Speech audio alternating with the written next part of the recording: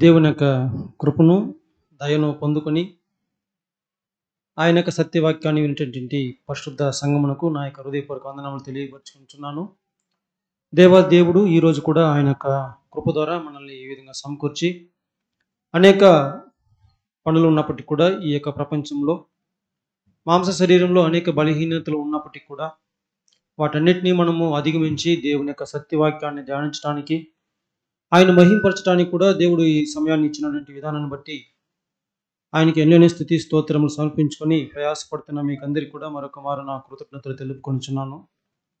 నాకు ఇచ్చినటువంటి ఈ యొక్క అవకాశాన్ని బట్టి కూడా సంఘస్థులకు నేను రుణపడి ఈ యొక్క వందనములు తెలుపుకొనిచు ఈ యొక్క వాక్యదానానికి నేను వెళ్తున్నాను. ఈ యొక్క సమయము మనమందరూ కూడా చూడవలసినటువంటి ఒక అంశము, ఒక ప్రవచన వాక్యదానాన్ని మనము ధ్యానించబోతున్నాం. మనకందరికీ కూడా ఆధార వాక్యము మనం గమనించి చూసినప్పుడు రోమిల్ రాసిన పత్రిక 13వ అధ్యాయము 11వ వాక్యాన్ని మనం ధ్యానించుకున్నాం. రోమా 13:11. మరియు మీరు కాలము నెరిగి నిద్ర మేలుకొను వేళ అయినదని తెలుసుకొని అలాగు చేయుడి. మనము విశ్వాసులమైనప్పటి కంటే ఇప్పుడు రక్షణ మనకు మరీ సమీపంగా ఉన్నది. ఇప్పుడు రక్షణ మనకు సమీపంగా ఉంది కాబట్టి మీరు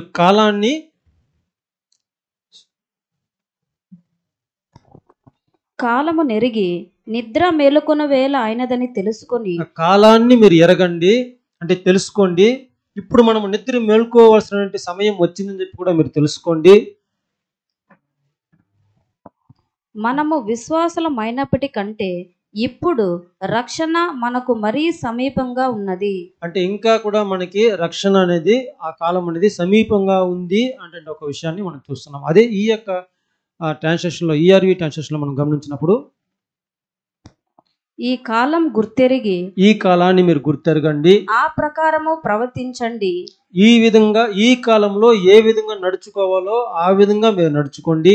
మీరు నిద్ర నుండి మేలుకొనవలసిన వేళ అయిందని తెలుసుకోండి. మనం నమ్మకం ఉంచిన నాటి కంటే ఇప్పుడు మనము ఒక సమయమందు ఇది జరుగుతుంది అంటే మనం విశ్వసించేటువంటి ఒక విశ్వాస దినము కంటే మోక్షం ఇప్పుడు మనకు దగ్గరగా ఉంది.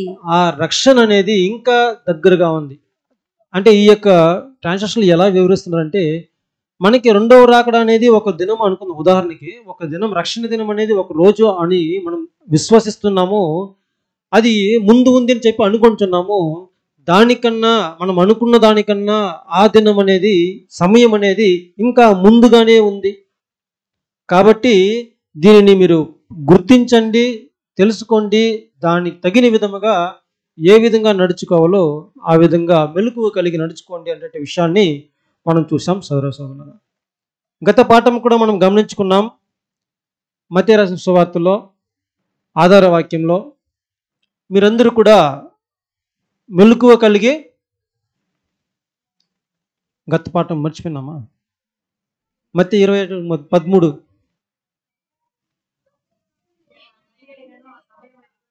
ఆ సమయము గడియ తెలియదు కాబట్టి మీరు ఏం చేయండి, మెలకువగా ఉండండి. అంటే ఇక్కడ ప్రవచనం చెప్తా ఉంది, వాక్యం ఎవరైనా చెప్తా ఉంది, ఆ సమయమైనను గడియైనను మీరు అనుకొనిచున్నారు తెలియదు అని చెప్పి, దానికన్నా ముందుగానే ఈ సమయం అనేది వచ్చేసింది. కాబట్టి మీరు మెలకువ కలిగి ఏ విధంగా జాగ్రత్త పడాలో ఆ విధంగా జాగ్రత్తగా ఉండండి అని చెప్పి వాక్యం సెలవిస్తూ ఉంది. అర్థమైందా? మొత్తానికి ఇప్పుడు మనము మెలకువ కలిగి మనం విశ్వసించిన నాటికంటే ముందుగానే ఉన్నామని చెప్పి మీరు జాగ్రత్త పడండి. ఇప్పుడు ప్రశ్న ఏంటంటే, మనం ఎక్కడ ఉన్నామో, ఏ కాలంలో ఉన్నామో, ఎలా సమయం అయిపోయిందని చెప్పి తెలుసుకోగలము కదా? ఒక ప్రణాళిక, దేవుని యొక్క ఈ యొక్క ప్రణాళిక కాలంలో మనం ఎక్కడ ఉన్నాము, దేన్ని చూసి మనము ఈ దినాల్లో ఉన్నామని చెప్పి, సమీప దినాల్లో ఉన్నామని చెప్పి మనం కనుగొనగలం. అందుకే ప్రవచన వాక్యాల్ని మనము ఇవన్నీ కూడా ధ్యానించడానికి, తెలుసుకోవడానికి ప్రవచన వాక్యాలు అనేది చాలా ప్రాముఖ్యమైనది. జరగబోయే వాటిని తెలుసుకోవడం అంటలో ప్రవచనాలు చాలా ప్రాముఖ్యమైనది. మనం ఎక్కడ ఉన్న ప్రస్తుత కాలంలో దేవుని యొక్క ప్రణాళికలో, ఈ యొక్క దేవుని యొక్క చిత్తంలో ఏ విధంగా మనం ఉన్నామో అనేటువంటి విషయాన్ని కూడా మనము ఈ ప్రవచన గ్రంథం నుంచి ధ్యానించబోతున్నాం. ప్రాముఖ్యంగా ఇప్పుడు ఈ యొక్క అంశంలో మనము దేవుని యొక్క చిత్తంలో ఏ కాలంలో ఉన్నాం, ఈ కాలంలో ఏమి సంభవించబోతుంది కాబట్టి అని తెలుసుకున్నట్లయితే మనము దానికి తగిన విధముగా నడుచుకోవచ్చు కదా. అంటే నిద్రపోవాలా మేల్కోవాలా అనేది తీర్మానించుకోవచ్చు.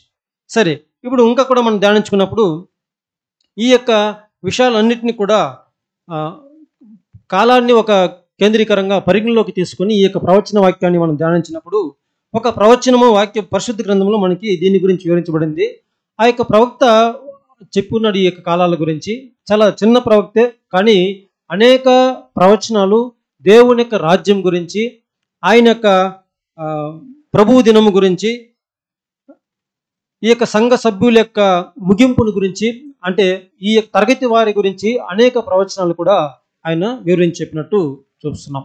అది సంఘానికి హెచ్చరికగా ప్రవచన వాక్యంగా మనకి బోధపడుతూ ఉంది సోదర సోదరులారా. ఆ యొక్క ప్రవక్త పేరే జపన్య. ఆ జపన్య గ్రంథంలో ఆయన యొక్క ఇంట్రొడక్షన్, ఆయన యొక్క వివరాలన్నీ కూడా మనకి రాయబడి ఉంది. ఆయన ఏ కాలం నాటి వాడు అని చూసినట్లయితే సుమారు ఇర్మియా కాలం నాటి, హోసియా రాజు యొక్క ఆ కాలం నాటి కాల వ్యవధిలో జీవించినటువంటి ఒక వ్యక్తి, ప్రవక్త. ఇప్పుడు ఇంకా మనం చూసినప్పుడు జపన్య గ్రంథం అధ్యాయం మొదటి వాక్యం తీసుకుందాం. జపన్య. యూదా రాజగు ఆమోను కుమారుడైన యోషియా దినములలో హిజ్కియాకు పుట్టిన అమర్యా కుమారుడగు గెదల్యాకు జననమైన కూషీ కుమారుడగు జెఫన్యాకు ప్రత్యక్షమైన యెహోవా వాక్కు.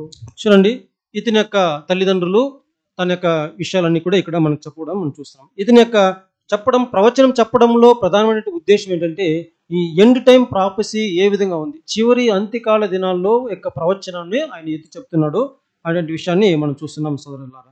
ఇంకా మనం చూసినప్పుడు ఇది ఎప్పుడు చెప్పబడింది, ఏ సమయం ముందు చెప్పబడింది, ఏ సందర్భం ముందు చెప్పబడింది అని చూసినట్టయితే ఈ ఇజ్రాయెల్ ప్రజలు అందరూ కూడా బాబిలోను పట్టణానికి చెరపట్టబోవడానికి ముందు, కొద్ది సమయం ముందు ఇది ప్రవచించబడింది.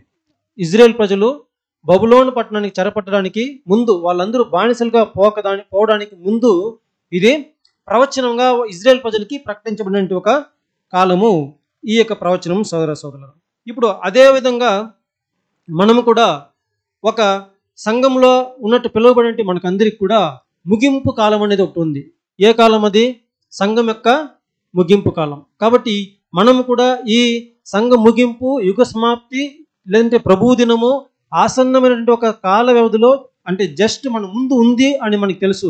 ఎప్పుడో ఈ రోజో నేడో రేపో ఎప్పుడో ఈ యొక్క సమయం అనేది ముగించబడుతుంది, సంఘం అనేది ముగించబడుతుంది, ఈ యొక్క యుగం అనేది ముగించబడుతుంది మనకు తెలుసు.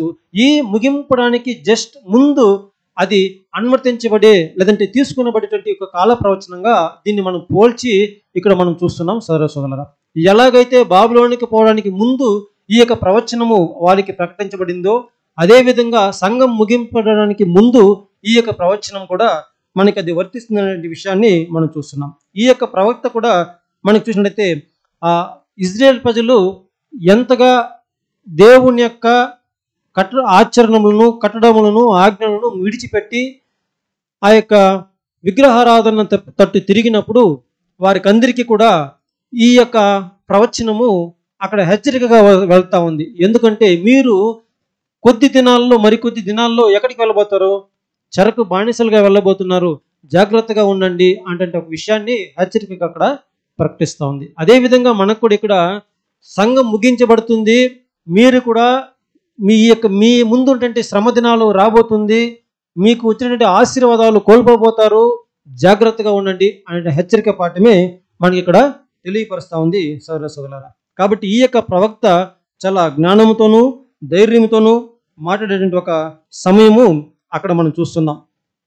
ఇంకా కూడా మనం గమనించినప్పుడు ఈ యొక్క సంఘానికి ఆయన ఏ యొక్క ప్రవచనాన్ని ఆయన ప్రవర్తించాడు, ఆ యొక్క సంఘం ముగించడానికి ముందు ఆయన ఎటువంటి ఒక విషయాలను ఆ యొక్క విషయాలు ముందుగా ప్రవచనంగా అక్కడ ఆ యొక్క ఇజ్రాయెల్ ప్రజలకి ప్రవర్తించాడో మనం గమనిద్దాం. జపన్య 1:2 వాక్యం మనం చదువుకుందాం. ఏమియు విడువకుండా భూమి మీదనున్న సమస్తమును నేను ఊడ్చి వేసదను, ఇదే యెహోవా వాక్కు. చూడండి, ఈ యొక్క రెండో వాక్యంలో ఆ ఒక విషయం చెప్పబడుతుంది. దానికన్నా ముందు జపన్య అంటే ఒక పేరుకు అర్థాన్ని మనం చూడబోతున్నాం. జపన్య అంటే అర్థం ఏమిటి? దేవుని దేవుని చూడండి,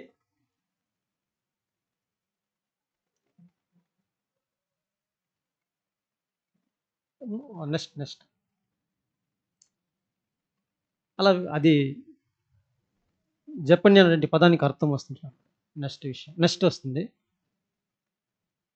ఓకే, కట్ చేసినామా ఎక్కువగా?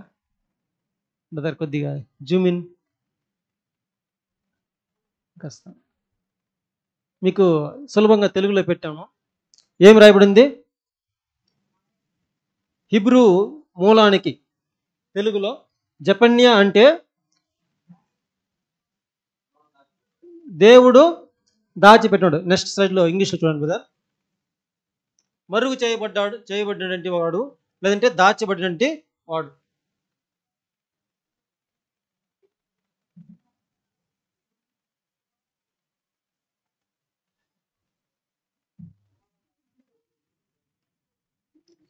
గాడ్ హ్యాస్ హిడెన్ అంటే మరుగు చేయబడిన వాడు, లేదా మనం దాచిపెట్టిన వాడిని చూసుకుందాము. బైబిల్ యొక్క పదానికి అనుగుణంగా ఉంటుంది.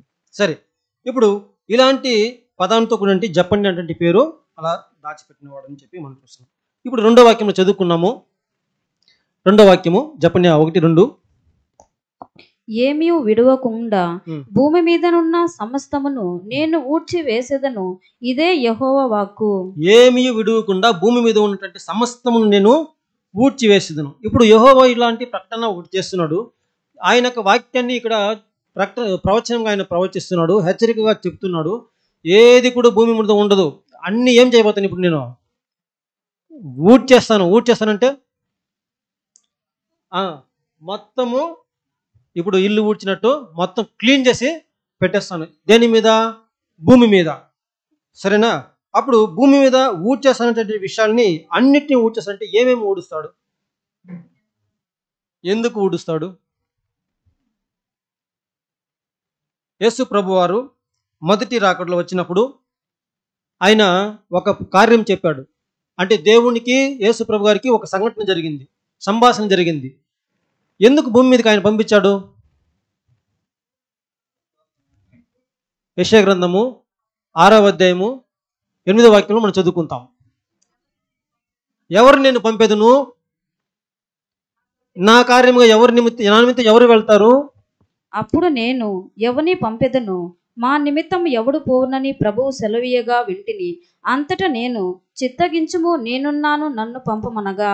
సరే, ఇంతటికి మనకి తెలిసిపోయింది. దీని తర్వాత వాళ్ళు ఏం మాట్లాడుకున్నారు అంటే, ఎవరు ఉన్నారు నా పని చేయడానికి ఎవరు ఉన్నారంటే ఒక ఆలోచన దేవాది దేవుని యొక్క హృదయంలో పుట్టకప్పుడు యేసు ప్రభు ఇదిగో నేను ఉన్నానని చెప్పి ముందుకు వచ్చి ఆ పనిని చేయడానికి ఆయన సిద్ధపడినట్టు మనం చూస్తున్నాం. దానివల్ల పరలోకాన్ని విడిచి ఆయన భూలోకానికి వచ్చినట్టు మనం చూస్తున్నాం. ఏ పని నిమిత్తము? నా పని నా నిమిత్తం. అంటే ఏ నిమిత్తం? ఏం పని ఉంది అక్కడ? ఆ పని ఏమిటంటే మొట్టమొదటిగా భూలోకానికి వచ్చి మొత్తం మనుషుల్ని ఏం చేయాలా? ఏం brother? Restoration of man kind. దానికైనా ముందు జరగాల్సిన పని ఫస్ట్ మొత్తము ఊడ్చేయడం అనేటువంటి విషయాన్ని మనం చూస్తున్నాం. అంటే అక్కడ సంభాషించినట్టు మనం ఎక్కువగా ధ్యానించడం లేదు, కానీ క్రింది వాక్యాల ఆ యొక్క విషయాలను మనం స్పష్టంగా గమనించగలము. చదివితే చూద్దాం. కింది వాక్యం 9వ వాక్యం చదవండి సిస్టర్, అదే అధ్యాయము.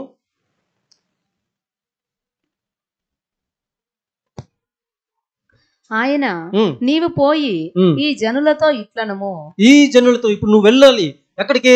క్రిందికి వెళ్ళి ఈ జనులతో, ఈ ప్రపంచంలో ఉండే మనుషులతో ఇలాగ చెప్పు. మీరు నిత్యము వినిచుందురు గాని గ్రహింపకుందురు. మీరు వింటా ఉంటారు కానీ ఏది కూడా గ్రహింపరు. నిత్యము చూచుచుందురు గాని తెలుసుకొనకుందురు.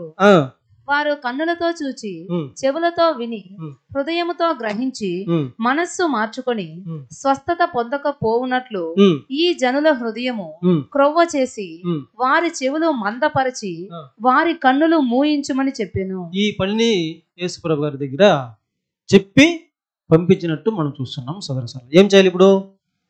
ఆయన ఏం చేయాలి వచ్చి? వారు వినాలి కానీ గ్రహించకూడదు, చూడాలి కానీ దాన్ని తెలుసుకోకూడదు. దాని తర్వాత వాళ్ళ యొక్క దానికి లోబడకుండానట్లు వాళ్ళ యొక్క హృదయాలన్నీ కూడా ఎలా మారిపోవాలి? కొవ్వు బట్టి ఉండాలి.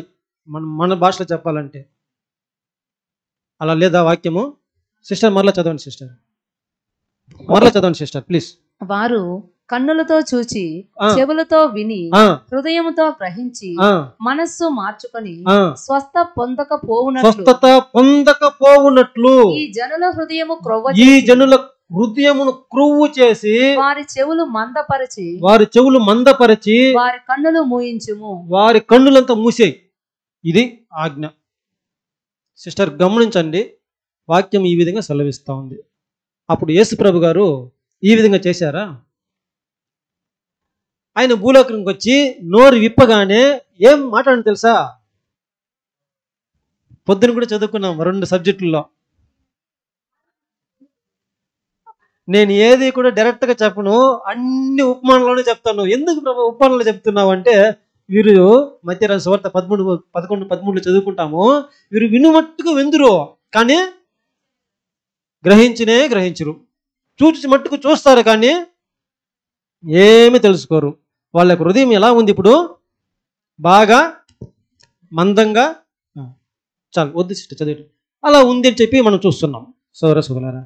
అప్పుడు ఈ యొక్క పనిని ఆయన చేయడానికి వచ్చాడు. ఇంకా చెప్పాలంటే ఆ యొక్క స్వీప్ అవుట్ అంటే మొత్తము ఊడ్చేయడానికి ఆయన పంపించినప్పుడు ఇలా చేసి వాళ్ళందరినీ కొట్టి వాళ్ళ యొక్క విషయాలు వాళ్ళందరినీ కూడా ఏం చేయాలంటే నువ్వు నల్లగొట్టు అని చెప్పి క్రింద వాక్యాలు మనం చదువుకుంటాం. 10వ వాక్యం చదివారు సిస్టర్?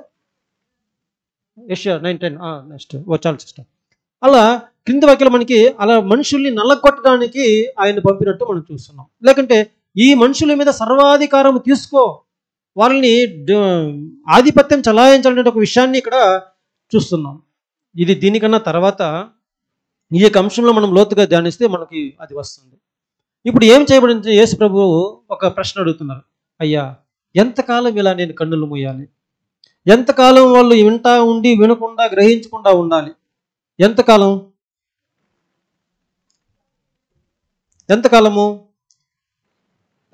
మట్టుకు ఇజ్రాయేల్ ప్రజలు సత్యాన్ని గ్రహించకుండా ఉండాలనేది ప్రశ్న, సూటి ప్రశ్న. ఎప్పుడు తెలుసుకున్నారు వాళ్ళు? ఇప్పుడు ఎందాక నేను వారి కన్నులు మూయుదును అనేది ప్రశ్న. యేసుప్రభు గారు అడుగుతున్నారు దేవుణ్ణి. అంటే ఆల్రెడీ ఇజ్రాయేల్ ప్రజలు ఏమైనారంటే చెదరగొట్టబడ్డారు, అవునా? స్వీపోట్ చేయబడ్డారు, అవునా? అంటే వాళ్ళు దేశంగా లేకుండా వాళ్ళ యొక్క దేశం బీడుగా చేయబడింది. ఇప్పుడు మళ్ళా వాళ్ళు సమకూడబడ్డారు, వాళ్ళు స్థిరపడ్డారు, అవునా? ఇప్పుడు వాళ్ళ దేశాన్ని మనం గమనించి చూద్దాం. వాక్యం సెలవిస్తూ ఉంది, వాళ్ళ యొక్క హృదయం కొవ్వు పడినట్లు మీరు చేయండి చెప్పినారు. వాళ్ళు అలాగే ఉన్నారు, సత్యాన్ని తెలుసుకోలేదు. అయితే మరలా వారిని బ్రదర్ చెప్పినట్టు రిస్టోరేషన్ చేసినప్పుడు తర్వాత వారి యొక్క హృదయాలు ఇప్పుడు ఏం చేయాలా?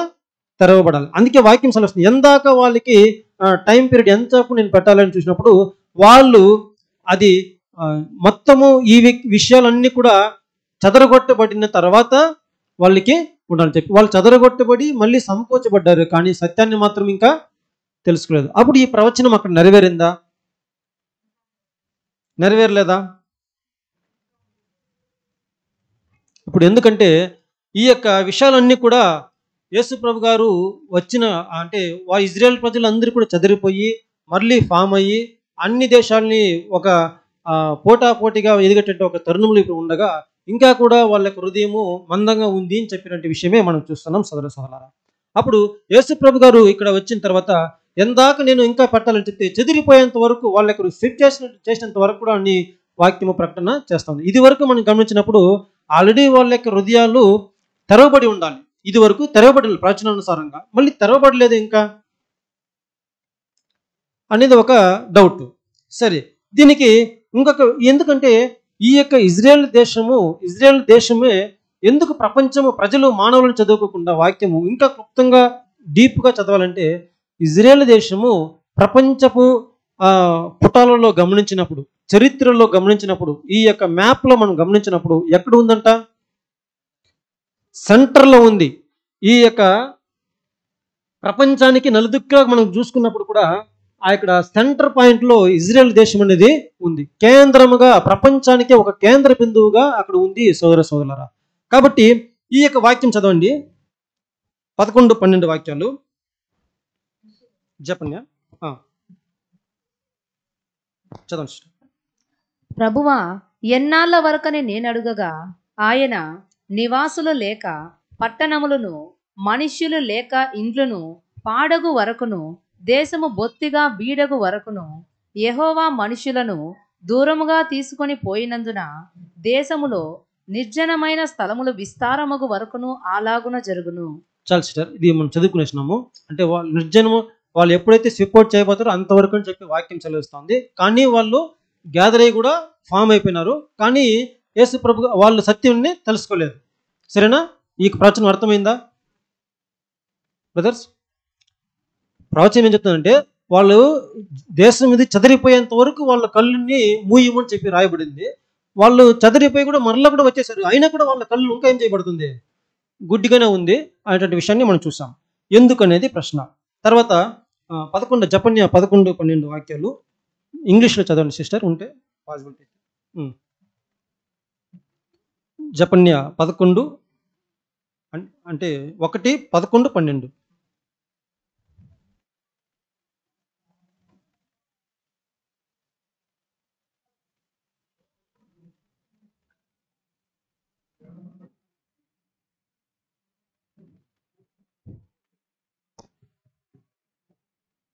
Howl, ye inhabitants of Maktesh, for all the merchant people are cut down, all they that bear silver are cut off. ఇదేనా? కాదు సిస్టర్. ఓకే.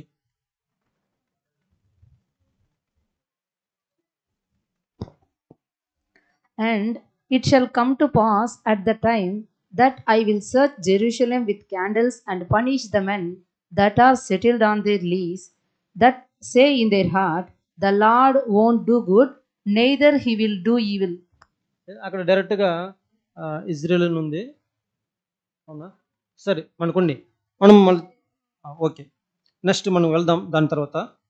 ఎందుకంటే ఇక్కడ మనకు చెప్పబడింది ఇజ్రాయెల్ దేశము అది కేంద్రంగా ఉంది. ఆ యొక్క పట్టణం ఎవరిని కేంద్రీకరించి, ఎవరిని పాయింట్అవుట్ చేసి అక్కడ వాక్యం మాట్లాడుతుందంటే యెరూషలేమును చూసి. ఇప్పుడు యెరూషలేం అంటే మనకు తెలుసు. ఆ యొక్క స్లైడ్లో మనం గమనించినప్పుడు యెరూషలేము అనేది 10 గోత్రాల యొక్క సమూహము, యూదా అనేది 2 గోత్రాల యొక్క సమూహము. అంటే ఇజ్రాయెల్ అనేది 10 గోత్రములు, యూదా అనేది 2 గోత్రములు. ఆ యొక్క 2 గోత్రాలలోనే ఉండేటువంటి ఒక విషయమే యెరూషలేము. సరేనా? వాళ్ళ యొక్క క్యాపిటల్. అప్పుడు యూదా యెరూషలేము అంటే విషయాన్ని అక్కడ చదువుతాం.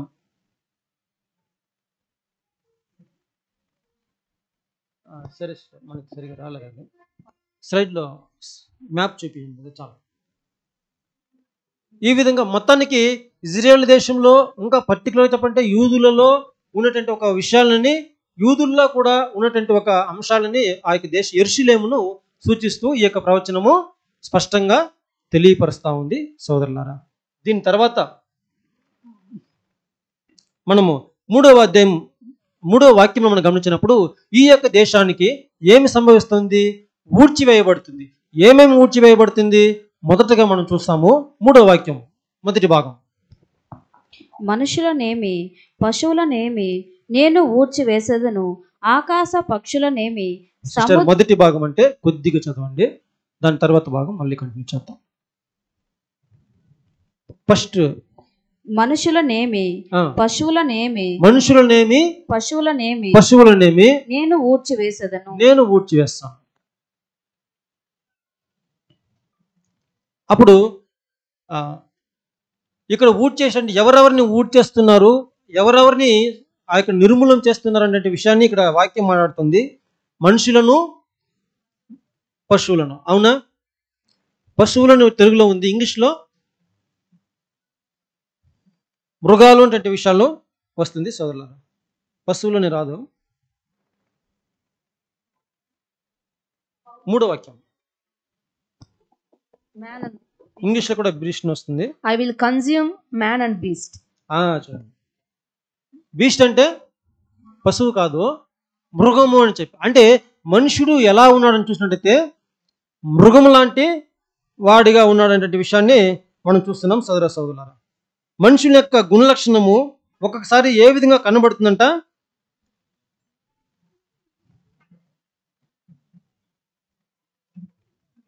అవన్నీ కూడా మనం పీపీటీ రెడీ చేసిన టైం లేదు నాకు, కాబట్టి మీకు డిస్ప్లే చేయలేకపోతున్నాను, క్షమించాలి. సరే, మీరు అర్థం చేసుకుంటారని భావిస్తున్నాను. మనిషిని యొక్క ముఖము లేదంటే మనిషిని యొక్క భావోద్వేగము ఒకవేళ కోపపడినట్లయితే అతని అగ్రహంలో ఉన్నప్పుడు అతనికి ముఖం ఎలా ఉంటుంది? అతనే చెప్తాడు కొన్ని సందర్భాల్లో, నాకు కోపం వచ్చిందంటే నేను ఎలా ఉంటానో అతనికే తెలియదు. అప్పుడు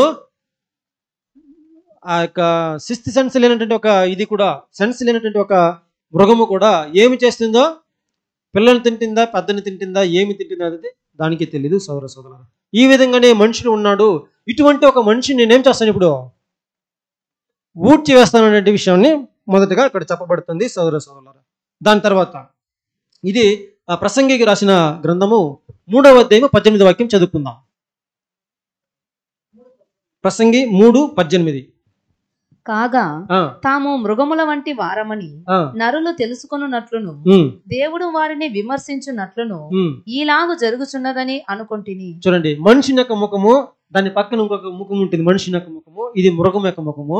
రెండు కూడా ఒకసారి టాలీ చేసి చూడండి. అది ప్లే చేయండి. చూడండి, వీటికి దానికి ఎలా ఉందంటే, దీనికి చిన్న, దానికి కొద్దిగా పళ్ళు ఎక్కువ, దీనికి పళ్ళు తక్కువ. అప్పుడు మనుషుడు ఎలా ఉన్నాడంటే ఈ యొక్క వాక్య ప్రకారము మృగమునంటి వాడనంటి వాక్యము మనకి సెలవిస్తా ఉంది. సో మనుషుని నేను పూర్తిగా ఏం చేస్తాను, ఊడ్చి వేస్తాను అనే విషయాన్ని మనం చూస్తున్నాం. దాని తర్వాత కంటిన్యూ చేయండి సిస్టర్. ఆకాశ పక్షులనేమి సముద్రం. చాలు సిస్టర్. ఆకాశ పక్షులు, ఈ ఆకాశ పక్షులు దేన్ని సూచిస్తా ఉంది? ఆకాశ పక్షులు దేన్ని సూచిస్తా ఉంది? అంధకార సంబంధమైనటువంటి ఆకాశంలో ఉన్నటువంటి పరిపాలించేటువంటి దుష్ట శక్తులను మనకు తెలియపరుస్తుంది. ఇంకా చెప్పాలంటే ఉపమానంలో మనం చదువుకుంటాము, ఒక వ్యవసాయకుడు విత్తినప్పుడు ఆకాశ పక్షులు వచ్చి దాన్ని ఎత్తుకొని వెళ్ళిపోయింది. అదే ఈ యొక్క ఆకాశ పక్షులు అనేది ఏం సూచిస్తా ఉంది? మనం చూసాము, సాతాను దానిక పరివారం. దానితో పాటు మన యొక్క ఆత్మిక జీవితానికి విత్తబడినటువంటి ప్రతి ఒక్క వాక్యము, ప్రతి ఒక్క బోధ, ప్రతి ఒక్క సత్యము కూడా ఇక్కడ ఫలించకుండా అది తీసుకొని పోబడేటువంటి ఒక అంశాలు ఏమేముంది? అది టీవీ కానీ, సీరియల్ కానీ, యూట్యూబ్ కానీ, వేరే ఏమైనా కానీ, లేదంటే వేరే పనైనా కానీ ఇవన్నీ కూడా ఆకాశ పక్షుల కింద వస్తుంది. ఈ యొక్క వ్యవస్థలను అన్నింటినీ కూడా నేనేం చేస్తాను, ఇప్పుడు పూర్తిగా నాశనం చేస్తానటువంటి విషయమే మనకి తెలియపరుస్తా ఉంది ఇక్కడ సోదరులారా. దాని తర్వాత చదువుకుందాం. సముద్ర మత్స్యములనేమి, సముద్రంలో ఉన్నటువంటి మత్సరం అంటే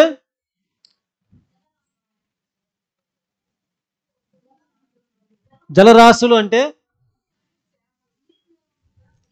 అన్ని ఏమేమి మనకి గుర్తొచ్చేది చేప మాత్రమే. అది పర్టికులర్గా ఈ చేప.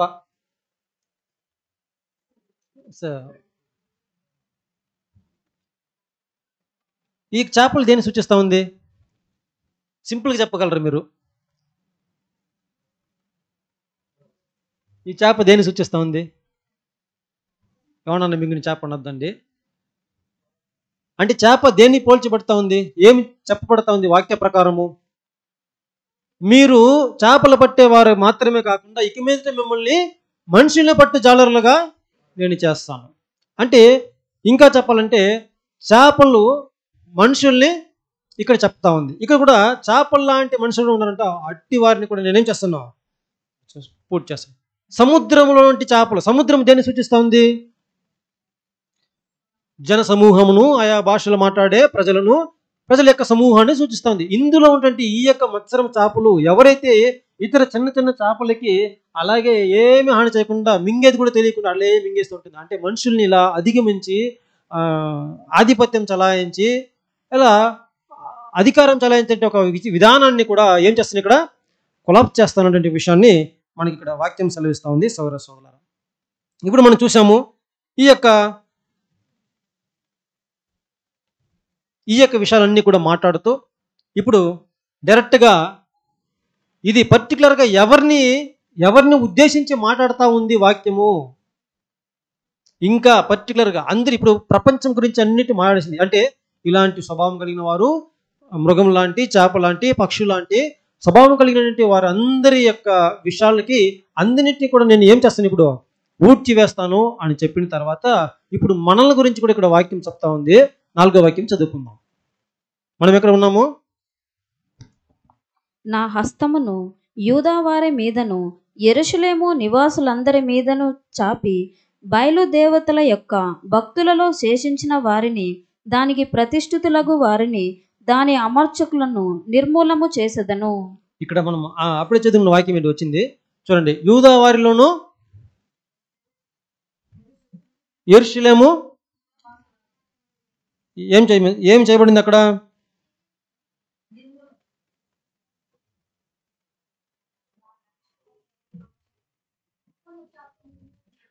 అంటే చదువుకున్నాము, యూదావారి దేన్ని సూచిస్తూ ఉంది, యెరూషలేము దేన్ని సూచిస్తూ ఉంది. మన ముందు యూదులు ఎలాంటి యూదులు?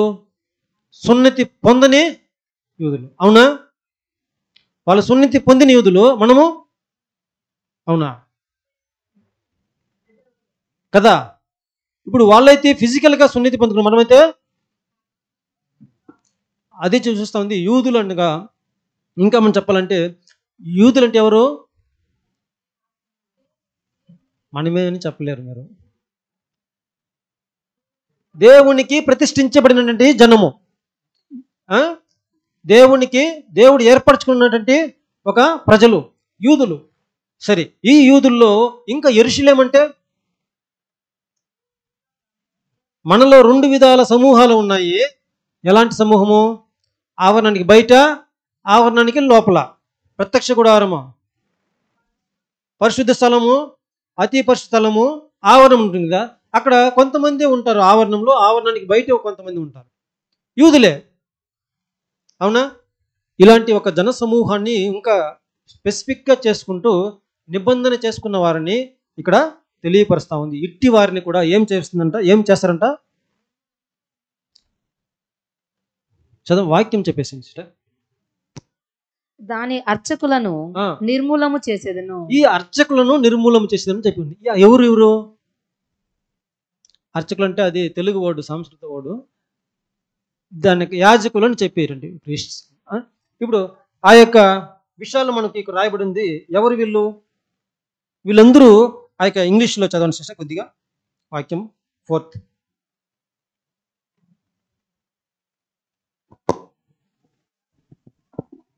I will also stretch out my hand upon Judah and upon all the inhabitants of Jerusalem, and I will cut off the remnant of Baal from this place, and the name of the Chemarims with the priest.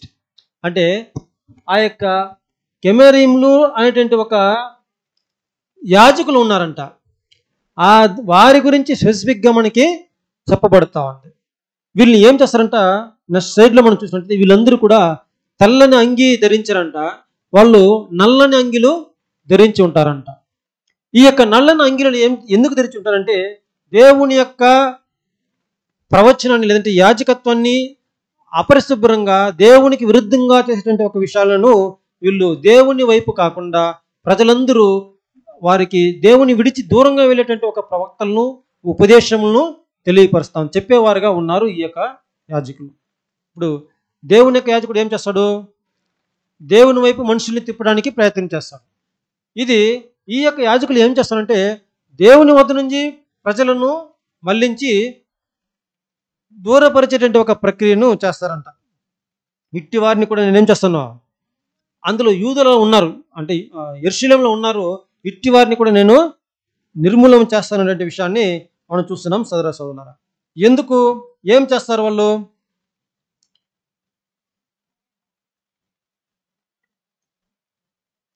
అర్థమవుతుందా? ఈ నల్ల అంగిని ధరించుకున్న వారు దేన్ని సూచిస్తున్నారంటే దేవుని వైపు కాకుండా దూరంగా నడిపించేటువంటి నాయకులను, నడిపించేటటువంటి ఒక యాజకులను సూచిస్తుంది. అంటే బోధకులను, తప్పుడు బోధకులను స్పెసిఫిక్గా అక్కడ తెలియపరుస్తూ ఉంది సోదరులారా. ఇట్టి వారిని కూడా ఏం చేస్తారంటే అక్కడ. ఓకే, నెక్స్ట్ 5వ వాక్యం చదవండి సిస్టర్. మిద్దెల మీద ఎక్కి ఆకాశ సమూహములకు మ్రొక్కు వారిని యెహోవా పేరును బట్టియు బయలుదేవత తమకు రాజను దాని నామమును బట్టియు మ్రొక్కి ప్రమాణము చేయువారిని నేను నిర్మూలము చేసేదను.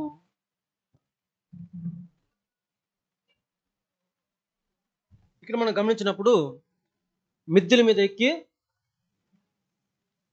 అవునా,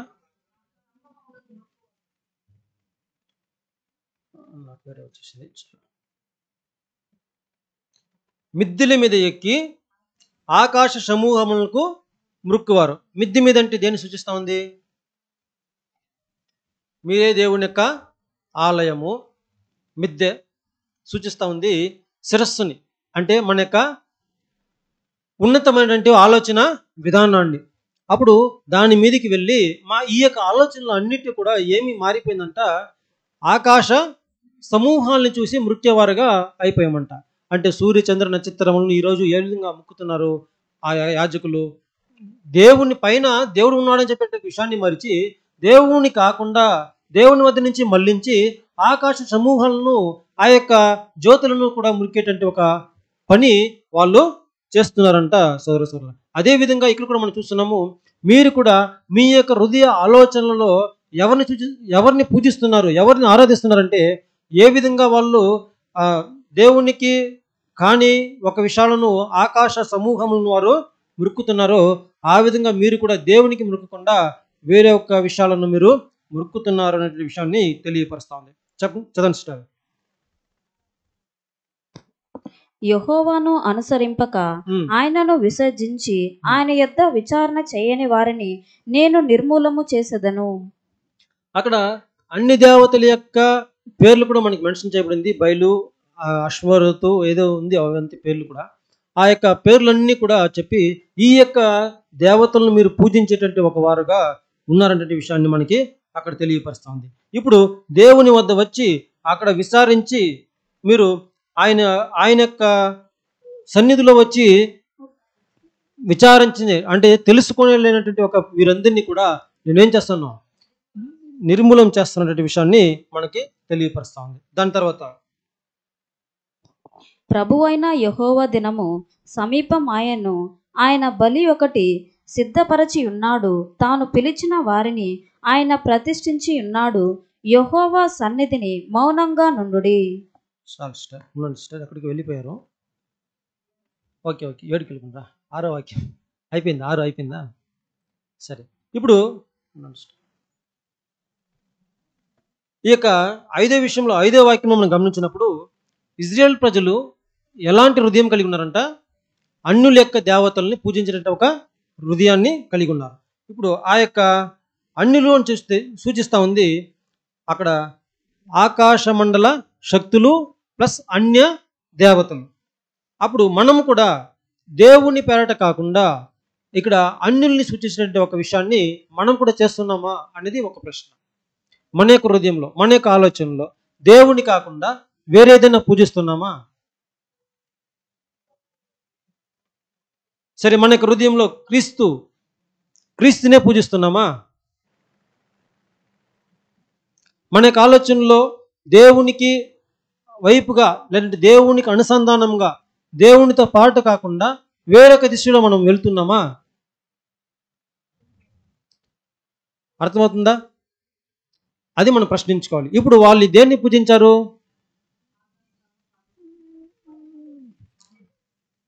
అన్ని దేవతలు పూజించారు. మనము అది చూస్తుంది మన యొక్క ఆలోచనలు, మన యొక్క హృదయము, మన యొక్క నడవడికలు క్రీస్తును పోలి క్రీస్తును ఆరాధించే విధముగా ఉందా లేదా అనేది మనం చూసుకోవాలి. లేకుంటే క్రీస్తుకు విరుద్ధంగా మనం వెళ్తున్నామా లేదా అనేది మనం చూసుకోవాలి. బాబిలోన్ అని చెప్తే మనకేం తెలియపరుస్తుందా? బాబిలోన్ అంటే నిజంగా దేవునికి ప్రియమైన వారా? దేవునికి విరుద్ధమైన కార్యాలు చేసేటంటే వారు. మనము దేవునికి ప్రేమగా లేదని చెప్తే మనం కూడా ఖచ్చితంగా దేవునికి, క్రీస్తు యొక్క మనసు మనలో లేదని చెప్తే మనం కూడా క్రీస్తుకి విరుద్ధంగా ఉన్నవారే. అప్పుడు మనం కూడా బబిలోని చెప్పొచ్చా కదా? అప్పుడు ఇలాంటి వారి గురించి కూడా, వీరిని ఇలాంటి వారిని కూడా అక్కడ సూచిస్తూ ఉంది. సోదరులు ఏం చేస్తారంట అక్కడ? ఊట్ చేస్తాను, నిర్మూలన చేస్తాను అనే విషయాన్ని మనం మాట్లాడుతూ ఉంది. ఇప్పుడు ఈ ఐగుప్తులు దేన్ని ముక్కారు అక్కడ?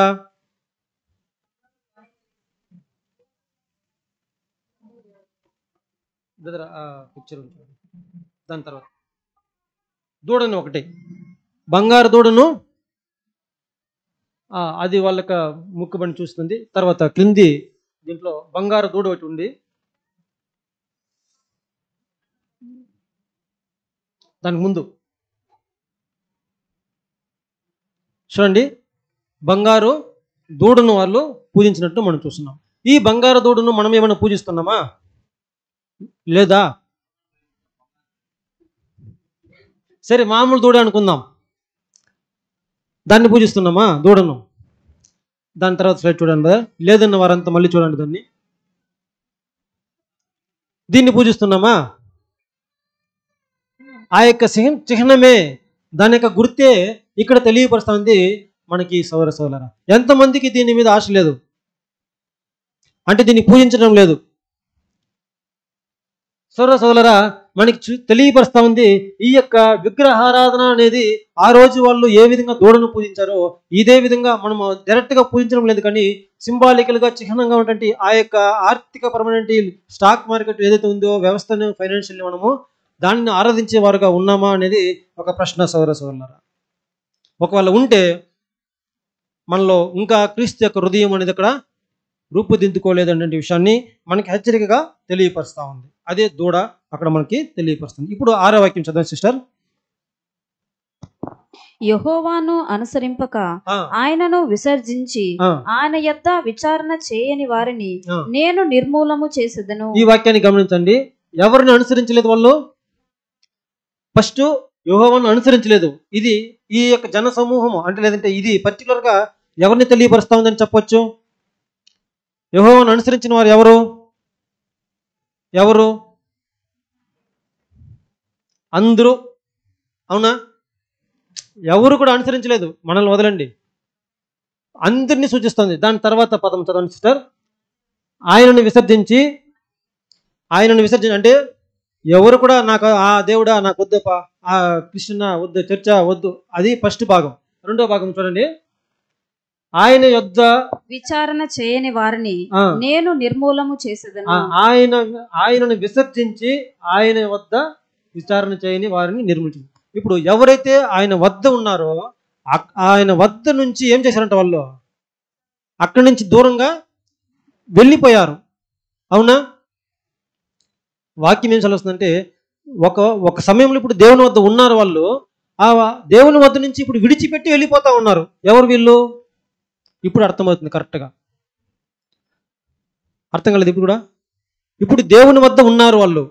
అన్ని జనులంతా ఎవరు దేవుని వద్ద లేదు. ఇప్పుడు ఎవరైతే దేవుని వద్దకు వచ్చి ఉన్నారో వచ్చిన తర్వాత ఇప్పుడు దేవుణ్ణి విసర్జించి మళ్ళీ వెళ్తున్నారు, బ్యాక్ వెళ్తున్నారు. అర్థమైందా? అర్థమైన మాత్రం చెప్పండి సమాధానం. ఎవరండి? ఎవరు చెప్పండి. అప్పుడు ఎవరు చూడండి. ఇప్పుడు దేవుని వద్ద కాన్సన్ట్రేట్ చేసుకుని సత్యం తెలుసుకుని వచ్చిన వాళ్ళు ఎవరు? మనం. ఇప్పుడు ఇక్కడి నుంచి వెళ్ళేవారు ఎవరు? మనం. ఎవరైనా వచ్చారా సత్యానికి? వచ్చిన వాళ్ళు ఎంతమంది ఉన్నారో మనం లెక్కించుకుందాం. ఎవరైతే వచ్చి ఉన్నారో వాళ్ళని తెలియపరుస్తాం, మనం కాదనుకోండి. ఇక్కడ ఎవరైతే కాన్సన్ట్రేట్ చేసుకుని వచ్చినారో వాళ్ళని తెలియపరుస్తుంది. వచ్చిన తర్వాత కూడా వెనుదిరిగి వెళ్ళే వారిని అక్కడ తెలియపరుస్తా ఉంది. సోదరులారా, ఇప్పుడు వాక్యం చదవండి సిస్టర్. ప్రభువైన యెహోవా ఉమ్. దినము సమీపమాయను. చాలు చాలు చాలు ఎక్కువ వెళ్ళిపోయినారు, మీరు ఫాస్ట్గా వెళ్ళిపోతున్నారు, నేను స్లోగా ఉన్నాను. ఆరో వాక్యం మనము మళ్ళీ ఇచ్చేద్దాము. అప్పుడు వీళ్ళందరూ కూడా వాక్యం మనకి తెలియపరుస్తూ ఉంది, వెనుదిరిగి వెళ్ళిన వారిని తెలియపరుస్తూ ఉంది. వెనుదిరిగి వెళ్ళవచ్చా మనము? మనకు వాక్యం ఏం సెలవిస్తూ ఉంది? నాగటిపై చేయి వేసిన వాళ్ళు ఏం చేయకూడదు, మళ్ళా వెనుతిరిగే చూడకూడదు, నో టర్నింగ్ బ్యాక్ అనేటువంటి విషయాన్ని మనం తెలుసుకుంటాము. ఇక్కడ వెనుదిరిగిపోయేటువంటి వారిని తెలియపరుస్తూ ఉంది సోదర సర. అప్పుడు మన యొక్క స్థితి ఇక్కడ ఏ విధంగా ఉంది? మనం కూడా టర్న్ బ్యాక్ అయి ఉన్నామా? మనం కూడా వెనకాల తిరిగి చూస్తున్నామా? లేదు ముందు వైపు వెళ్తున్నామా? దేవుని వద్దనే ఉన్నామా? దేవుని విసర్జించి అతన్ని అడిగి తెలుసుకోకుండా మనము విచారించకుండా మనము వెనకాలకి వెళ్ళిపోతున్నామా అనేది మనకు ఒక ప్రశ్న సోదర సోదర. ఇప్పుడు 7వ వాక్యం చదవండి సిస్టర్. ప్రభువైన యెహోవా దినము సమీపమాయను, ఆయన బలి ఒకటి సిద్ధపరిచి ఉన్నాడు, తాను పిలిచిన వారిని ఆయన ప్రతిష్ఠించి ఉన్నాడు. యెహోవా సన్నిధిని మౌనముగా నుండుడి. ఈ యెహోవా సన్నిధిని మౌనంగా ఉండుడి అనేది ముందుకు వచ్చేయాలి, మాట్లాడుకుందాము. ఇప్పుడు దేవుని యొక్క సన్నిధిలో ఇప్పుడు ఎలా ఉండాలంట? మనము మౌనంగా ఉండాలి. ఇంగ్లీష్ చూసినట్లయితే సమాధానాన్ని కాపాడండి, పీస్ఫుల్గా ఉండండి. అప్పుడు మీరు నెమ్మదిగా ఉండాలి, మౌనంగా ఉండాలి అంటే ఎలా ఉండాలి? మనము ఎలా ఉండాలి? దానికి తగిన విధంగా ఉండాలి. ఇప్పుడు దాని తర్వాత ఇక్కడ మనం చదువుకుంటాము, ప్రభు అయిన యెహోవా దినము సమీపాయను. ఏ దినం ఇది? ఏ దినము? ప్రభు దినం అంటే ఏంటి? రెండవ రాకడలో వచ్చే దినము. ఎలా ఉంటుంది? సమాధానంగా. చూడండి సోదరులా, ఆ దినము ఎలా ఉంటుందో మనము అనేక విషయాలు మనం చదువుకుంటాం. ఒక వాక్యం మాత్రం చదువుకుందాం. హెజెకియేలు 39, 17, 18 వాక్యాలు చదవండి సిస్టర్. 39, 17, 18 వాక్యము. నరపుత్రుడా, ప్రభువైన యెహోవా సెలవిచ్చినదేమనగా, సకల జాతుల పక్షులకును భూమృగములకు అన్నిటికిని ఈ సమాచారము తెలియజేయము. చాలు సిస్టర్. ఒకటి, ఇప్పుడు ఎవరెవరిని గురించి ఎవరెవరిని పిలిచి ఇక్కడ వాక్యం సెలవిస్తామందో మనం చూడండి. ఇప్పుడు చదివినటువంటి వాక్యం 7వ వాక్యం చదివేశారా? 7వ వాక్యంలో మనం చూసుకున్నాము. సిస్టర్ 7వ వాక్యం ఒకటి చదవండి మరలా. ప్రభువైన యెహోవా దినము సమీపమాయను, ఆయన బలి ఒకటి సిద్ధపరిచి ఉన్నాడు. ఆయన ఒక బలి ఒకటి సిద్ధపరిచి ఉన్నాడు. అంటే బలి అంటే ఫీస్ట్, విందు, యాగము ఒకటి ఆయన సిద్ధపరిచి ఉన్నాడు. తాను పిలిచిన వారిని ఆయన ప్రతిష్ఠించి ఉన్నాడు. ఆయన ఎవరినైతే పిలిచి ఉన్నాడో వారిని ఆయన ప్రతిష్ఠించున్నాడు. సోదర సోదరులరా, ఎవరిని పిలిచినాడు ఆ విందుకి? ఎవరిని పిలిచినాడు ఆ విందుకి? ఒక విందు అయితే ఆయన రెడీ చేసి ఉన్నాడు. ఆ విందుకి ఆయన పిలిచినాడు. ఎవరినైతే పిలిచినాడో వాళ్ళని అక్కడ ప్రతిష్ఠించేశాడు. సోదర సోదరులరా, ఇది ఒకటి. ఇదే విషయాన్ని మనకి చదువుకుంటాం హెజెకియేలులో 39, 17, 18. నరపుత్రుడా, ప్రభువైన యెహోవా సెలవిచ్చినదేమనగా, సకల జాతుల పక్షులకును భూమృగములకు అన్నిటికిని ఈ సమాచారము తెలియజేయము. చూడండి, ఎవరెవరికి మళ్ళీ చెప్తా ఉంది అక్కడ వాక్యము? సకల జాతులక పక్షులకును భూమృగములకు అన్నిటికీ ఈ సమాచారము తెలియజేయము. ఎవరికి ఇన్విటేషన్ పోయింది? ఇప్పుడు ఎవరికి ఇన్విటేషన్ పోయింది? ఇందాక మనం చదువుకున్నాం కదా విషయాలు, కొంతమంది గురించి. వారికి అక్కడ అదే మృగాలు పక్షులు అంటే సింబాలిక్ గా అక్కడ మాట్లాడుతూ ఉంది. చదవండి సిస్టర్. నేను మీ కొరకు వధించు బలికి నలు దిక్కుల నుండి కూడి రండి. ఇప్పుడు మీకోసం నేను ఒక బలి వధిస్తాను, ఆ బలి తినడానికి మీరు నలు దిక్కుల నుంచి కూడి రండి. ఇశ్రాయేలీల పర్వతముల మీద ఒక గొప్ప బలి జరుగును. మీరు మాంసము తిందురు, రక్తము త్రాగుదురు. చూస్తున్నారా? ఇప్పుడు చూడండి, అక్కడ మీరు మాంసాన్ని తింటారు, రక్తాన్ని తింటారు. విందు అంటేనే మనకు గుర్తొచ్చేది ఏంది? ఈరోజు కూడా అడిగారు ఎవరు నాన్ వెజ్ లేదని.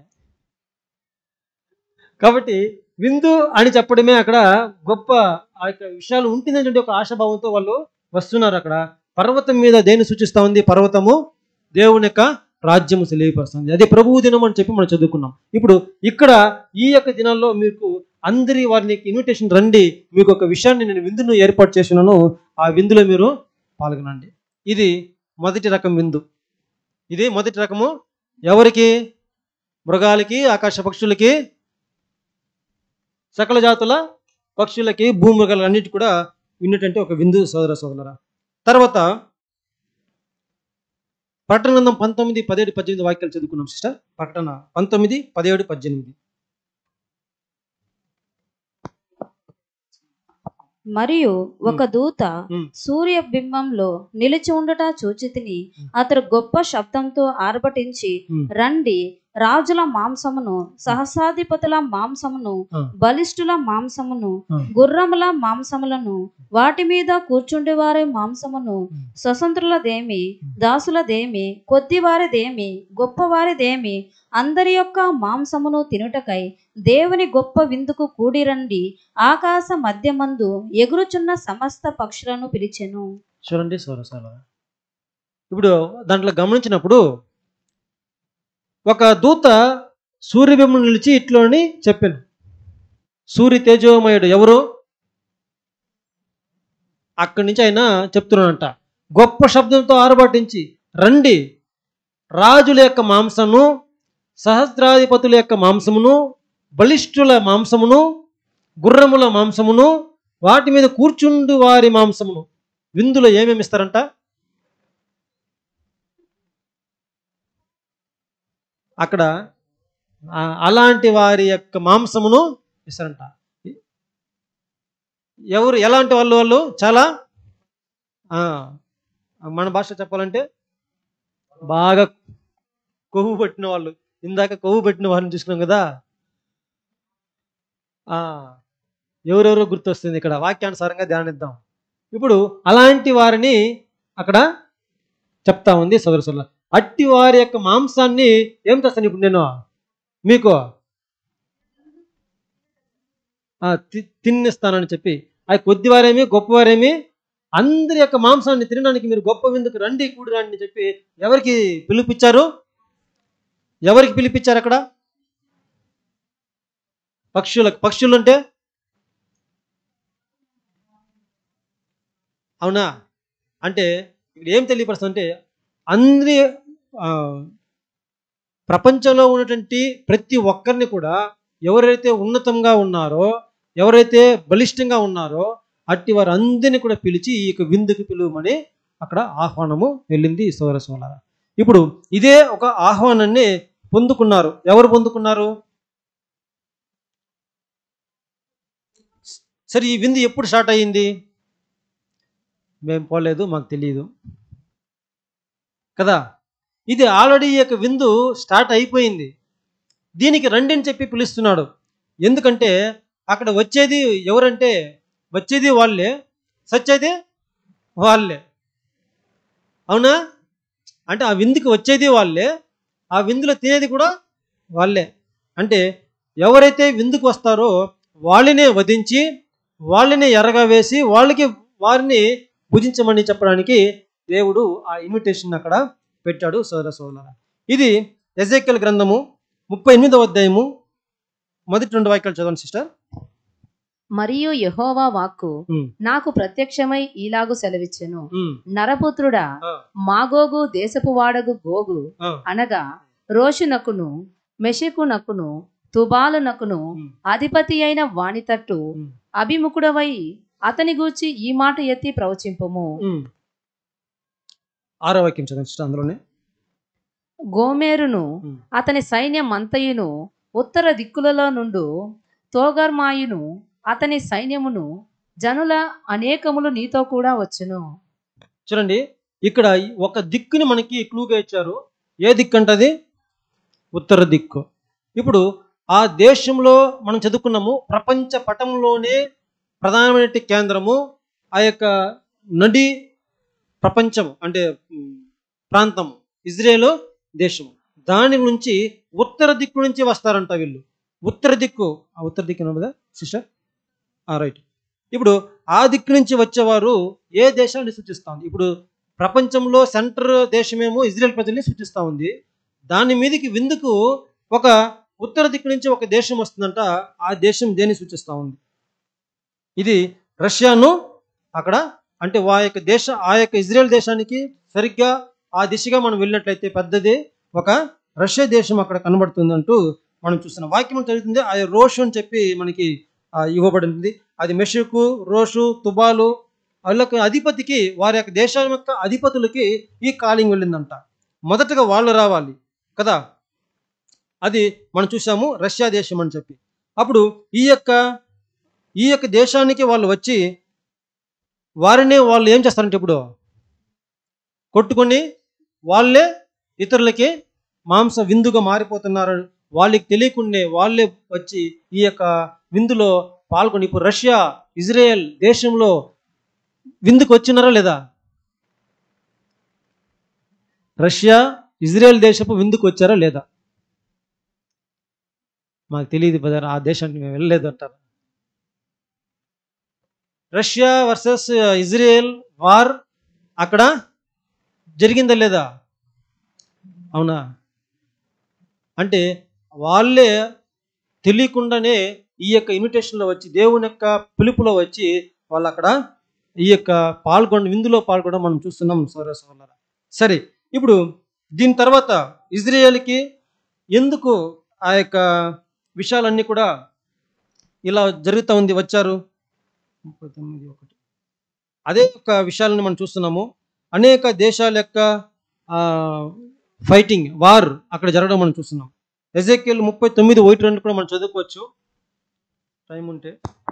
మరియు నరపుత్రుడా, గోగును గూర్చి ప్రవచనమెత్తి ఇట్లనము, ప్రభువుకు యెహోవా సెలవిచ్చినదేమనగా, రోషులకును మేషేకునకును తూబాలకును అధిపతివైన గోగు, నేను నీకు విరోధినై ఉన్నాను. నిన్ను వెనుకకు త్రిప్పి నడిపించి ఉత్తర దిక్కున దూరంలోనున్న నిన్ను బయలుదేరజేసి ఇజ్రాయేళ్ల పర్వతములకు రప్పించి. సరే, ఇవన్నీ కూడా మనకు తెలుసు. ఇప్పుడు రష్యా దేశము ప్రపంచంలో ప్రధానమైనటువంటి యుద్ధ కేంద్రంగా ప్రపంచ దేశాలకి మారిపోతూ ఉంది.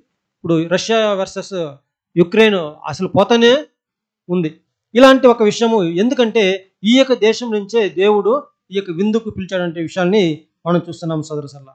ఇవన్నీ కూడా వీరందరూ కూడా దేనికి వస్తున్నారంట? విందుకు వస్తున్నారు. దేనికి వస్తున్నారు ఇంకా చెప్పాలంటే వాళ్ళే బలి అవ్వడానికి, ఈ యొక్క బలి యాగానికి వస్తున్నారు సోదరులారా.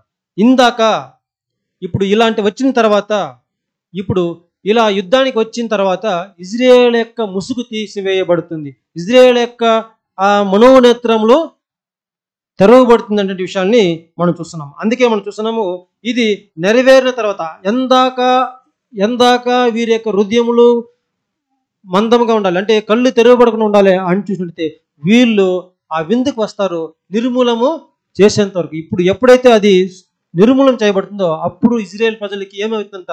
కనువిప్పు అనేది కలుగుతుంది. సత్యం పట్ల జ్ఞానం అనేది, అర్థం చేసుకునేటువంటి హృదయం అనేది తిరుగుబడుతుందంటే విషయాలను మనం స్పష్టంగా అర్థం చేసుకుంటాం సోదరులారా. అప్పుడు ఇంకా కూడా మనం చూసినట్లయితే జపన్య ప్రవక్త దీన్ని గురించి మనకి మాట్లాడుతున్నాడు. వీళ్ళు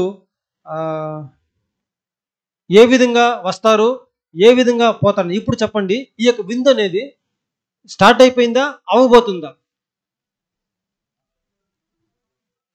బ్రదర్స్? అంటే మనం విందు అని చెప్పడం మనకి ఆశ్చర్యం ఉంది. యుద్ధం అనేది స్టార్ట్ అయిపోయిందా లేదా? అడిగిన ప్రశ్న అడిగాను, మళ్ళీ కన్ఫ్యూజన్. రష్యా దేశము యూదుల మీద ఇంతవరకు ఉంటారు. స్పెసిఫిక్గా చెప్పాలంటే యూదుల మీద, ఇజ్రాయెల్ దేశం మీద కూడా కాదు. అది చెప్పినాము. అక్కడ యూదా యెరూషలేము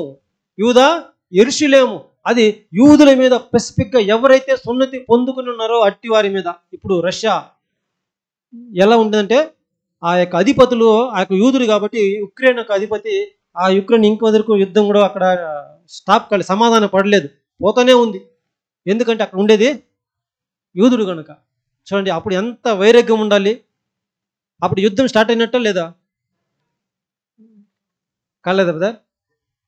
అప్పుడు విందు స్టార్ట్ అయిపోయింది. అప్పుడు ఏమవ్వాల? నెక్స్ట్ ప్రాసెస్ ప్రవచనం ఏం జరగాల? విందు స్టార్ట్ అవుతే దేవుడు విందు ఏర్పాటు చేశాడు.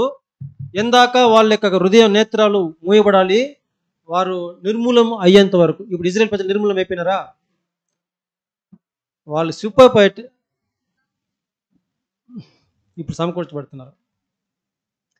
సమకూర్చబడిన ప్రక్రియ అయిన తర్వాత వారికి దెబ్బపడాలి, అంటే నిర్మూలం చేయబడాలి. అప్పుడు వాళ్ళ యొక్క నేత్రములు సత్యాన్ని, ఈరోజు పొద్దున కూడా చదువుకున్నాం కదా వారి యొక్క సేకరణ గురించి. ఇలా అయిన తర్వాత కొద్దిగా ఉంది, కొద్దిగా 1 or 2 మెంబర్స్, అంతే, ఎక్కువ 2%, 1 or 2% ఉన్నారు. వీళ్ళు గ్యాదర్ అయిన తర్వాత పూర్తిగా ఆ యొక్క యుద్ధం అనేది అక్కడ వారి మీద స్విప్ ఆఫ్, వారిని ఊడ్చేటువంటి ప్రక్రియ జరుగుతుంది సోదరులారా.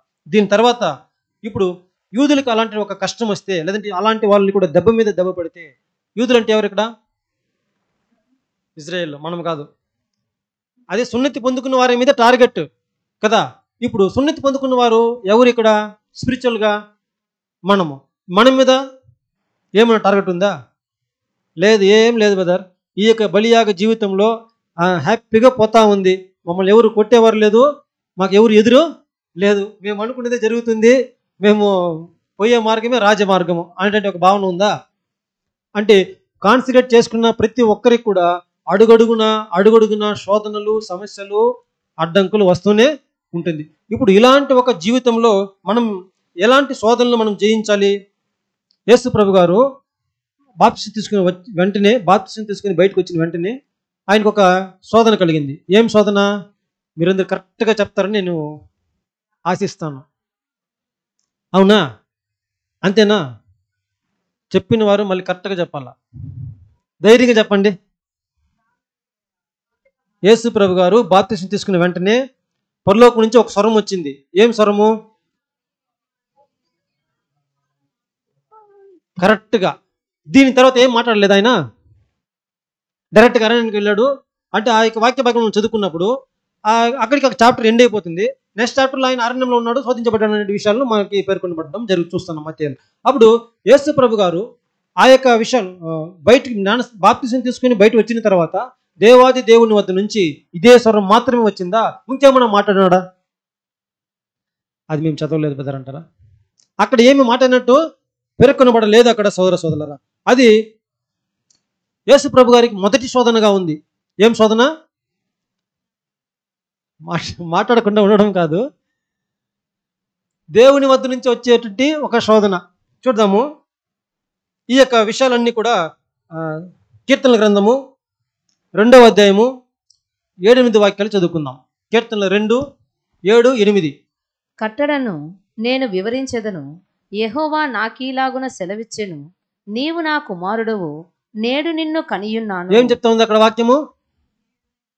నీవు నా కుమారుడవు, నేడు నిన్ను కనియున్నాను. నన్ను అడుగుము, జనములను నీకు స్వాస్థ్యముగాను, భూమిని దిగంతముల వరకు సొత్తుగాను ఇచ్చెదను. ఇనుప దండముతో నీవు వారిని నలుగగొట్టెదవు, కుండను పగులగొట్టినట్టు వారిని ముక్క చెక్కలుగా పగులగొట్టెదవు. కాబట్టి రాజులారా వివేకులై ఉండుడి. చూసినారా యేసు ప్రభు గారికి ఎటువంటి ఒక అవకాశము, ఎటువంటి ఒక ఏమంటారు సపోర్ట్, ఎటువంటి ఒక అధికారం ఇవ్వబడింది అక్కడ? నువ్వు నా కుమారుడవు, నేడు నిన్ను కన్ను. అదే ఒక వాక్యమే బాప్తిసం తీసుకుని వెళ్ళి బయటకు వచ్చిన తర్వాత చెప్పబడింది. అవునా? దీని తర్వాత ఏమి రాయబడింది అనేది ఇక్కడ కీర్తన గ్రంథంలో రాయబడింది. నీకు ఏమిస్తాను నేను ఇప్పుడు నువ్వు అడిగితే నేనేమిస్తాను నీకు?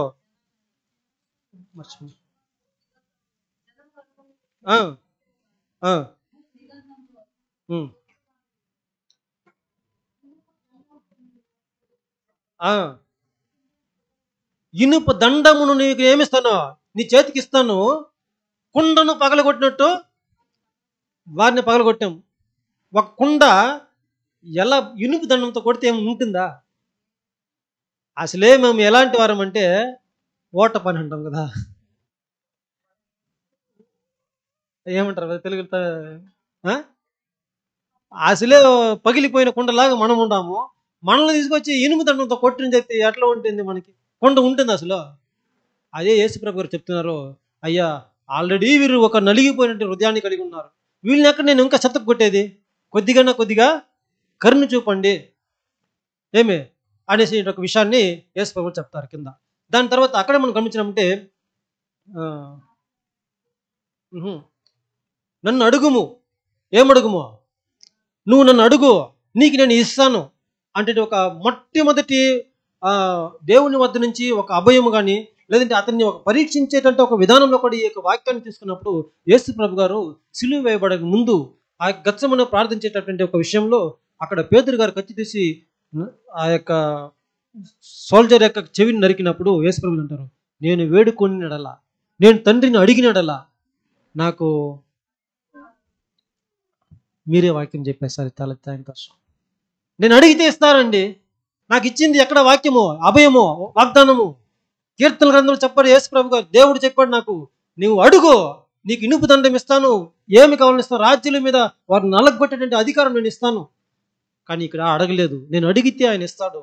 కానీ నేను వచ్చినటువంటి పర్పస్ ఏంటి, నేను భూలోకం వచ్చినటువంటి ఉద్దేశం ఏంటి, అది మాత్రం నేను చేసుకొని వెళ్తాను సోదర సోదరులారా. అప్పుడు దేవుని యొక్క ఉద్దేశాన్ని బాగా ఎరిగి ఆయన చిత్తాన్ని చేయడంలో యేసు ప్రభు గారు ఎంత నేర్పుగా ఉన్నారో మనం గమనించండి. అప్పుడు మనము కూడా అదే విధంగా మనకి అనేక వాగ్దానాలు ఉండొచ్చు, అనేక స్వాతంత్రాలు ఉండొచ్చు, స్వేచ్ఛ ఉండొచ్చు, అన్నీ కూడా మనం చేయదగినవే, అవునా?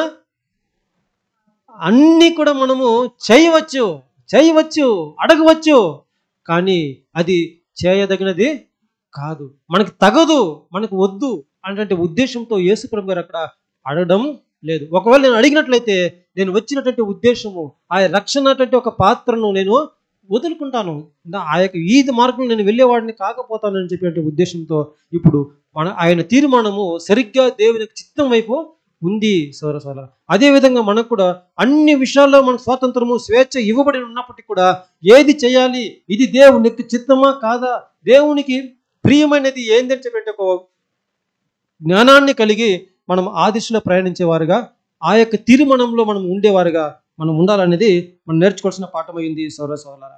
ఎక్కువైపోయిందా టైము?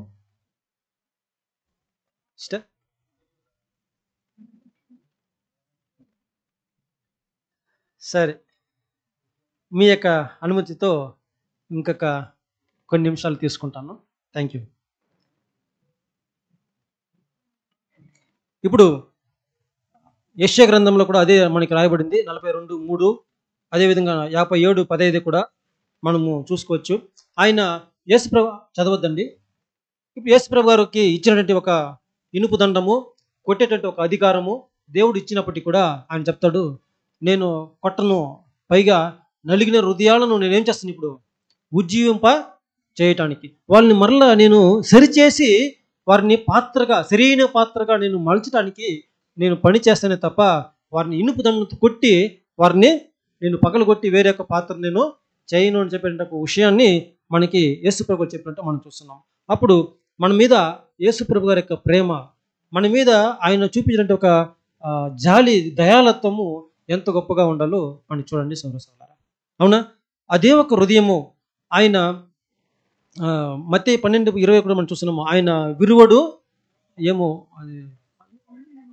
కాదు అది పదము రావట్లేదు, విరువడు, రెల్లు విరువుడు అని చెప్పే ఒక విషయం వస్తుంది మత్తయి 12:20లో.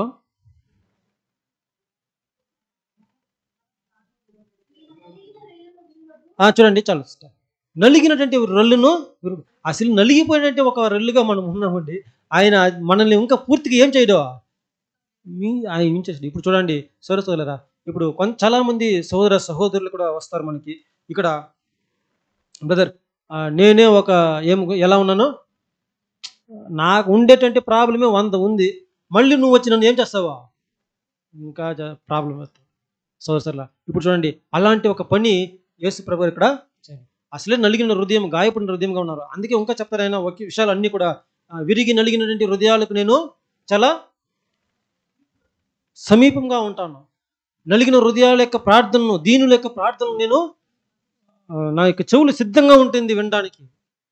అప్పుడు అటువంటి వారి మీద ఇంకా ఆయన యొక్క ప్రేమ, జాలి ఎంతగా చూపించి చూస్తున్నాడో అటువంటి ఒక మనస్తత్వం మనకు కూడా ఉండాలి. ఇక్కడ వచ్చిన వారందరూ కూడా ప్రతి దినము, ప్రతి నిత్యము, సెకండ్కి కూడా ఒక్కొక్క శోధన గుండా, ఒక్కొక్క సమస్యల ద్వారా ఎంతో చిత్తకమతకమయ్యి ఈ యొక్క ఇరుకు మార్గంలో ప్రయాణిస్తున్నప్పుడు మన ద్వారా వారికి భారంగా, మన ద్వారా వాళ్ళకి ఒక ఆటంకంగా, మన ద్వారా వారి యొక్క హృదయం నలిగిపోయేదిగా, విరిగిపోయేదిగా ఉండకూడదనేది మనం స్పష్టంగా తెలుసుకుంటాము సోదర సోదరులారా. దాని తర్వాత మనం చూసుకుంటాము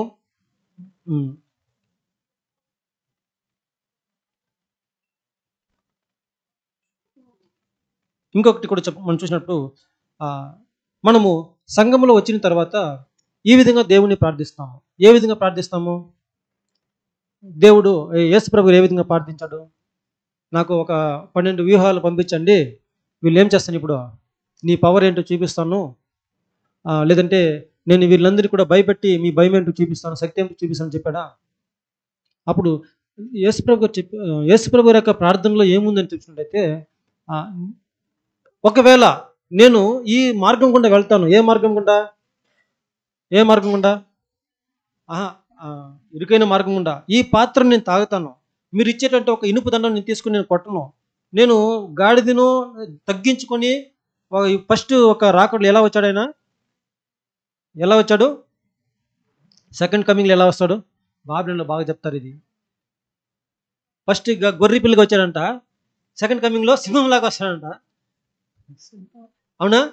అంటే అధికారపూర్వకంగా వస్తాడు. ఇప్పుడే ఇవ్వబడింది అధికారము, ఇప్పుడే ఆయనకి ఇనుపు దండము అధికారం ఇవ్వబడింది, కానీ ఆయన ఏం చేయలేదు, చూస్ చేసుకోలేదు, ఎన్నుకోలేదు.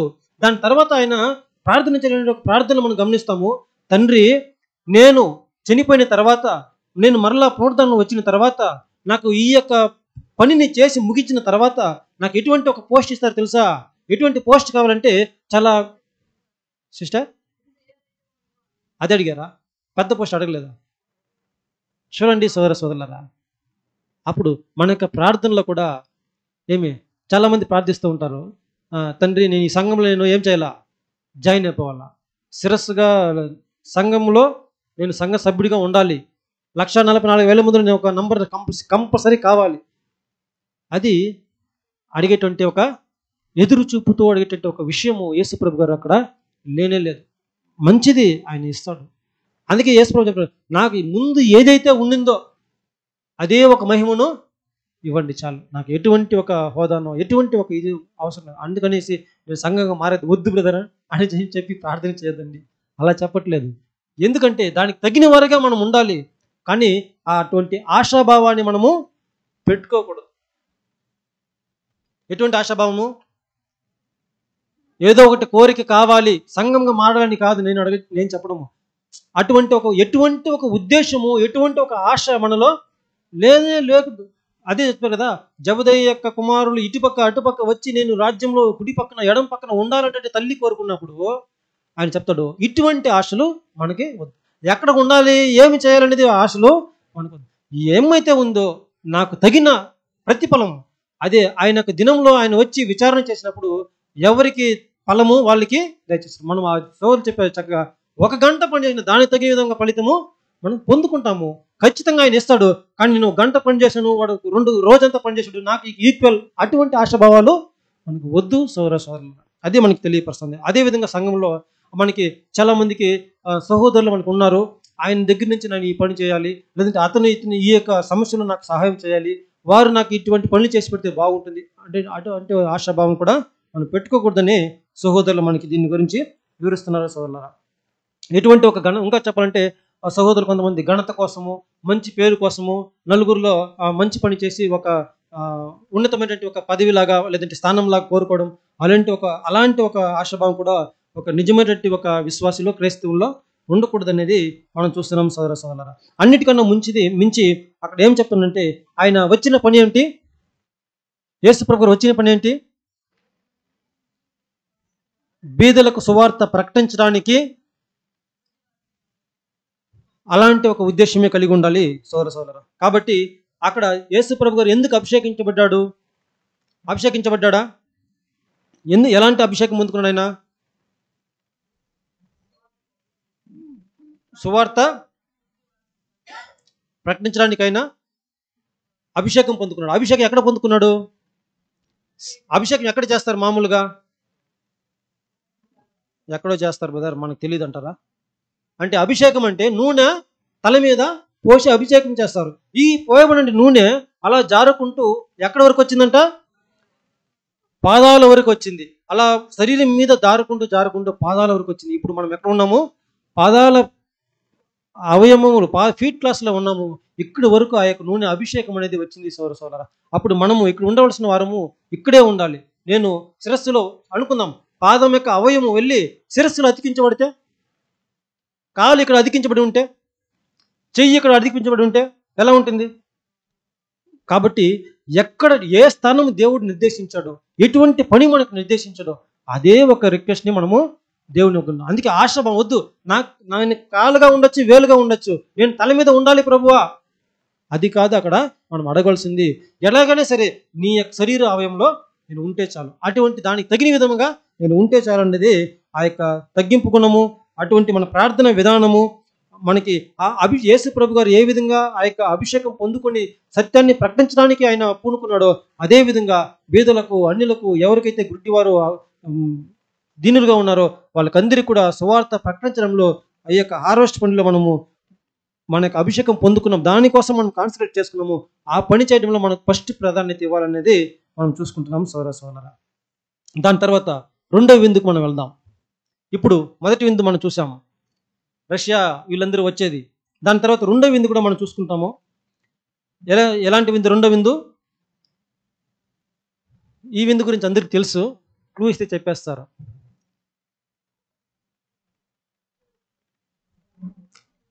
గొర్రెపిల్ల వివాహోత్సవ విందు, ఆ పెళ్లి విందు. అవునా? ప్రకటన గ్రంథంలో మనం చదువుకుంటాం, ఇవన్నీ తెలుసు మనకి, కాబట్టి స్కిప్ చేసుకుంటాం.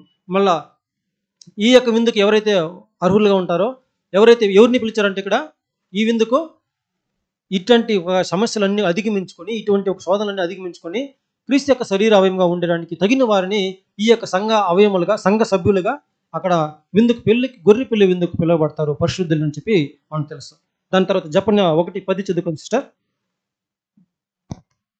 ఆ దినమందు మత్స్యపు గుమ్మములో రోదన శబ్దమును, పట్టణపు దిగువ భాగమున అంగలార్పును వినబడును. కొండల దిక్కు నుండి గొప్ప నాశనము వచ్చును. ఇదే యెహోవా వాక్కు. ఇప్పుడు చూడండి, ఎక్కడి నుంచి వస్తుందంటే అంగలార్పు. ఫిష్ గేట్ అనేది ఒకటి ఉంటుంది, మత్స్యపు గుమ్మము, ఫిష్ గేట్ అని ఇంగ్లీష్లో అంటారు. ఆ యొక్క పట్టణానికి ఫిష్ గేట్ నుంచి ఒక అంగలార్పు వస్తుందంట. కాబట్టి ఇక్కడి నుంచి ఒక ఇది వస్తుంది, ఇక మీదట చేపలు పట్టడానికి ఏ చేపలు కూడా ఇక్కడ లేవు. ఇక మీదట కోత పని చేయడానికి ఎవరు కూడా గోధుమలు ఇక్కడ లేవు. ఇంకా ఇక మీదట సంఘ అవయములుగా లేదంటే సంఘం యొక్క స్థానాన్ని పొందుకోవడానికి ఎటువంటి కాలం అనేది లేదు. సోదరులు పొద్దున చెప్పాం, విన్నాం మనం. ఆ యొక్క అవకాశం అనేది ఎవరో కోల్పోతే, ఎవరో విడిచిపెడితే వచ్చినట్టు ఒక అవకాశము మనకి దక్కి ఉంది, ఇక మీదట లేదు. సరేనా? ఆ అవకాశం కూడా ఇక మీదట మారేదానికి అవకాశం లేదు. ఇప్పుడైతే ఎవరైతే ఉన్నారో ఇక మీదట ఆ యొక్క సువార్త పని చేసినట్టు హార్వెస్ట్ వరకు కూడా ఏమైపోతుంది? స్టాప్. ఇక మీదట డోరు క్లోజ్డ్. ఓకే, కాబట్టి ఇలాంటి ఒక తరుణము రాబోతుంది. కాబట్టి అంగలార్పు, ఎలాంటి అంగలార్పు? ఇక్కడ మాకు ఏం లేదు, పని చేయడానికి పని లేదు. ఇప్పుడు మనం చూద్దాం, ఇప్పుడు మనం ఉన్నటువంటి సమయము, కాలము, ఎక్కడ ఉన్నామనేది నిర్దేశించుకుందాం. ఇప్పుడు ఒకవేళ మనము ఆ ఫిష్ గేట్ ముందర ఉంటే, ఆ చేపల గుమ్మం మీద దూరం ముందర ఉంటే, ఒకవేళ తలుపు అక్కడ మూయబడి ఉంటే మనం యొక్క హృదయ స్థితి, మన పరిస్థితి ఏంటి? గ్రీష్మకాలం పోయింది, వసంతకాలము సమీపించింది. ఇంకా మనము ఎప్పుడు తెలుసుకుంటాము? మూతబడిన తర్వాత తెలుసుకుంటాం. అదే సంఘం కంప్లీట్ అయిపోయింది, మూతబడిపోయింది. ఇక మీదట నో హార్వెస్ట్, నో సంఘ సభ్యులు. ఇక మీద వచ్చేదంతా ఎవరు? వేరే వాళ్ళు. అప్పుడు మనం ఉంటే చాలా అంగలారుస్తాము. అప్పుడు తెలుసుకుంటాం, ఇంకా మనము రక్షణ పొందలేక ఉండామే అని చెప్పినట్టు ఒక బాధ మనం వ్యక్తపరుస్తాం సోదరులారా. అప్పుడు మనం తెలుసుకోవాలి, ఇప్పుడు మనం ఉన్నది ఏ కాలంలో ఉన్నామంట? జస్ట్ ఇక డోర్ క్లోజ్ అవ్వడానికి ముందున పని లేదు అని చెప్పినప్పుడు ఇక పూర్తి నియరెస్ట్లీ సంఘము కంప్లీట్ అవ్వడానికి దగ్గరలో ఉన్నాము. అందుకే అక్కడ ఎప్పుడైతే ఇజ్రాయెల్ ప్రజలు బాబిలోన్ దేశానికి చెరపట్టడానికి జస్ట్ ముందర ఈ యొక్క ప్రవచనంలో వాళ్ళకి హెచ్చరిక పోయిందో, అదే విధంగా ఈ రోజు కూడా మనకి హెచ్చరిక వస్తూ ఉంది. సంఘము కంప్లీట్ అవ్వబోతుంది అనడానికి జస్ట్ ముందర ఈ యొక్క విషయాలు మనకి బోధపడతా ఉంది సోదర సోదరులారా.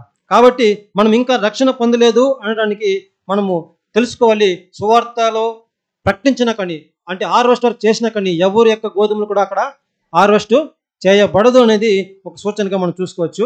10వ వాక్యం చదివారు సిస్టర్, 2 పూర్తిగా చదివాను సిస్టర్ మళ్ళా. ఆ దినమందు మత్స్యపు గుమ్మములో రోదన శబ్దమును, పట్టణపు దిగువ భాగమున అంగలార్పును వినబడును. కొండ దిక్కుల నుండి గొప్ప నాశనము వచ్చును. ఓకే బ్రదర్ స్లైడ్ అది మనకి ఇంగ్లీష్ లో క్రాషింగ్ ఆఫ్ ఫైనాన్స్ అనేసి ఇంగ్లీష్ లో ఉంటుంది. చదవండి. And a great crashing from the hills. Great crashing from hills ఉందా?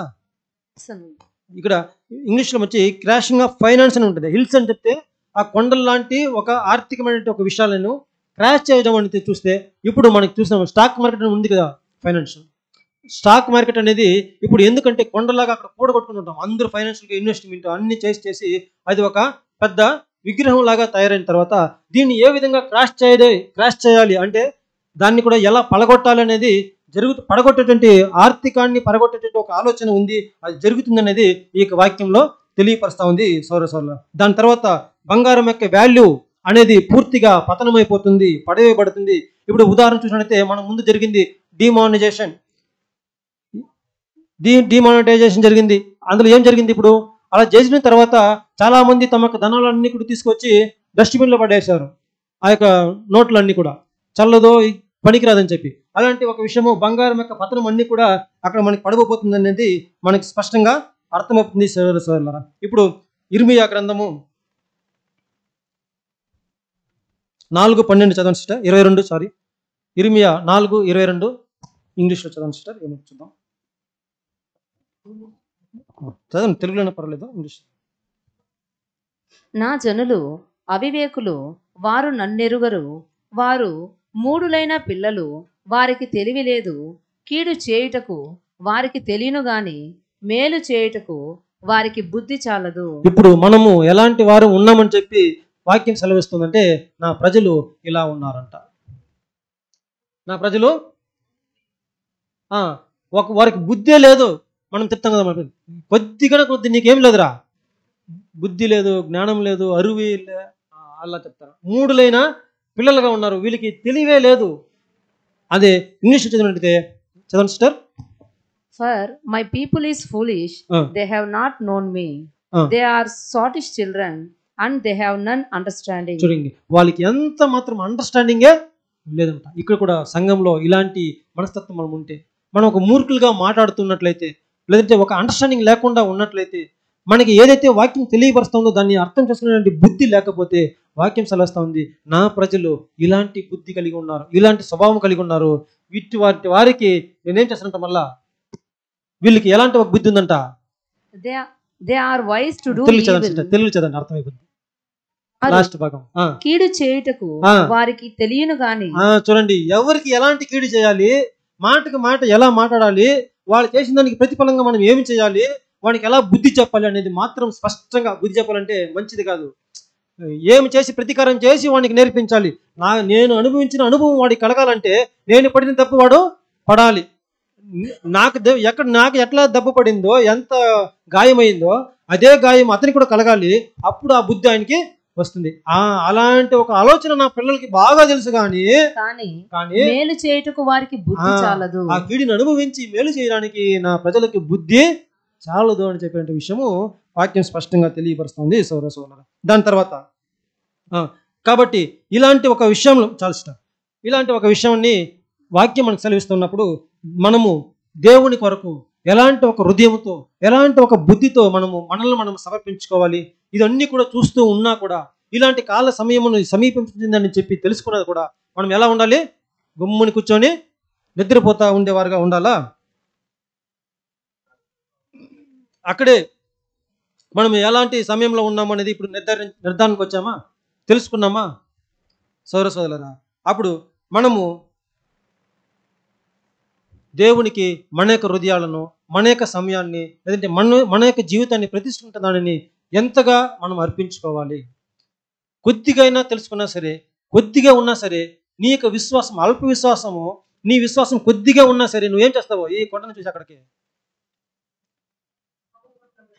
విశ్వసించేవాడు సందేహించగా అడగాలి. నీ విశ్వాసం కొద్దిగా విశ్వాసంతో మీరు అడిగినా చాలు అది జరిగిపోతుంది. అది కొద్దిగా ఆవగించేంత విశ్వాసం కూడా మనకి లేదు. అదే వాక్యం చదువుతుంది. మనం ఏదైనా నిర్ధారించుకొని తీర్మానించుకున్న తర్వాత దేవునికి సమర్పించాలంటే ఫుల్ ఫ్లెడ్జ్డ్గా పూర్తిగా 100% మనము 1% ఇచ్చిన 100%గా అది ఇవ్వాలి. అంటే కొద్దిగా ఇచ్చిన పూర్తి మనసుతో, పూర్తి యొక్క స్ట్రెంగ్త్తో, ఆశతో, హృదయముతో దేవునికి సమర్పించుకోవాలనేది మనం చూసుకుంటాం సోదరులారా. తర్వాత ఒక వాక్యం చదువుకుందాం. కొలొస్సీలు 3:3 చదవండి సిస్టర్. కొలొస్సీలు 3:3. ఏలయనగా మీరు మృతి పొందితిరి, మీ జీవము క్రీస్తుతో కూడా దేవుని యందు దాచబడి ఉన్నది. చూడండి, మీ యొక్క జీవము ఎక్కడ దాచబడిందంట? మీరు చెప్తే నేను ముగించేస్తాను. ఇంకొక వాక్యం, మీరు మృతి పొందారు అంటే ఈ లోకానికి, ఇప్పుడు మీ యొక్క జీవితానికి మిమ్మల్ని మీరు ఎలా ఉన్నారో మీరు చచ్చిపోయిన వారుగా ఉన్నారు. ఎందుకంటే మీ యొక్క జీవము క్రీస్తుతో కూడా దేవుని యందు, ఆ చివరి పదం మాత్రం లైన్ మాత్రం తీసుకోండి. దేవుని యందు ఎప్పుడు చదివినామా ఈ పదము? ఏం చదువుకున్నాము? ఈ లైన్ ఎప్పుడు చదివినామా? దేవుని యందు దాచబడిన వారు. బా, థ్యాంక్ యూ సిస్టర్. ఇంకా చెప్పండి, ఇంకా ఎవరన్నా దేవుని యందు దాచబడిన వారు ఎప్పుడు చదివినామా? చెప్పండి చదివింటే. దేవుని యందు దాచబడిన వారు 3 సార్లు అడిగాను. క్లోజ్ చేసుకుందాం. జపన్య పదానికి అర్థము దేవుని యందు దాచబడి. ఇప్పుడు జపన్యగా ఉన్నటువంటి మనము, జపన్య ఎలాగైతే అర్థము దాచబడిన వారికి ఉన్నాము, మనం కూడా అక్కడ దాచబడిన వారం. కాల సమయాన్ని సరిగ్గా ఎంచి చూడాలి. ఒకసారి ప్రపంచంలో ఏమేమి జరుగుతూ ఉందో, ఎలాంటి యుద్ధాలు జరుగుతూ ఉందో, ఎలాంటి ఒక పరిస్థితులు నెలకొంటూ ఉందో, మనం ఏ కాల సమయంలో ఉన్నామో, ప్రవచనం దేన్ని సూచిస్తూ ఉందో, ప్రవచనం మనకి ఎటువంటి హెచ్చరికలను జారీ చేస్తూ ఉందో, మనం ఎలా మెలగాలని చెప్పి తెలియపరుస్తూ ఉందో, మనం ఒకసారి కళ్ళు తెరిచి చూడాలి. కనీసం మీ బొమ్మను చూడండి. ఏం జరుగుతూ ఉంది అక్కడ? Agreement of Hamas. అది హమాస్ యుద్ధము కావచ్చు, ఏ యుద్ధము కావచ్చు, ఒక్కొక్క యుద్ధంగా మనకి న్యూస్లో వస్తూ ఉంటుంది. పెద్ద పెద్ద విషయాలు. ఆ ట్రంప్ చెప్తున్నాడు 3వ ప్రపంచ యుద్ధానికి మేము ఇప్పుడు సిద్ధంగా ఉన్నాము, స్టార్ట్ అయిపోతున్నాము అని చెప్పి. చూడండి, అనేక విషయాలు న్యూస్లో మనకు వస్తూ ఉంది. Russian drones thunder in Ukraine skies అనేసి. అప్పుడు యుక్రెయిన్కి రష్యాకి ఇంకా పోతూనే ఉంది యుద్ధం అని చెప్పి. ఇంకా బ్రదర్స్, ఇలాంటి విషయాలు అన్నీ కూడా మనం చూసుకోవచ్చు సోదరులారా. అనేక మిసైల్స్ వదలడము, అనేక విపత్తులు చేయించడము, అనేక యుద్ధాలు చేయడము, ఈ యొక్క విషయాలన్నీ కూడా మనము ఒక్కొక్కటిగా న్యూస్లో వెతుక్కుంటే చాలా ఉన్నది సోదరులారా. ఇలాంటి విషయాలు మనం చూసిన విధంగా అయినా కూడా పర్వాలేదు, మీరు క్రీస్తు యందు దాచబడి ఉన్నారు. అవునా? అవునా? జపన్య 2వ అధ్యాయము 1, 2, 3 వాక్యాలు చదవండి. 4వ వాక్యం బ్రదర్ చదివించేశారు. సిగ్గుమాలిన జనులారా కూడి రండి, పొట్టు గాలికి ఎగరునట్లు సమయము గతించుచున్నది. విధి నిర్ణయము కాకమునిపే యెహోవా కోపాగ్ని మీ మీదికి రాకమునిపే మిమ్మును శిక్షించుటకై యెహోవా ఉగ్రత దినము రాకమునిపే కూడిరండి. చూడండి, ఈ యొక్క దినము రాకముందే మీరందరూ కూడా మనసు మారి దేవుని సన్నిధికి వచ్చేయండి. కాబట్టి మనమందరూ కూడా చదవబడిన వాక్య ప్రకారము వచ్చి ఏం చేయాలంట, ఇక మీదట ఎలా ఉండాలంట, ఆధార వాక్యం చదువుకొని ముగించుకున్నాం. రోమీయులు 13:11.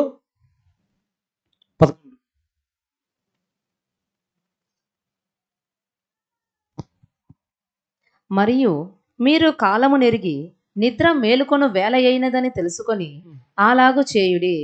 మనము విశ్వాసులమైనప్పటికంటే ఇప్పుడు రక్షణ మనకు మరీ సమీపముగా ఉన్నది. కాబట్టి మనమందరూ కూడా మేల్కొని అలాగు చేసి మనం దేవుని యొక్క ఆశీర్వాదాన్ని పొందుకోవటానికి దేవుడు మనకి పరిశుద్ధాత్మ ఇంకనూ అనుగ్రహించి కృప చూపించను గాక. ఓపిక ఉన్న మీకు అందరికీ కూడా నా యొక్క వందనము తెలియపరుచుకొని ముగిస్తున్నాను. Thank you.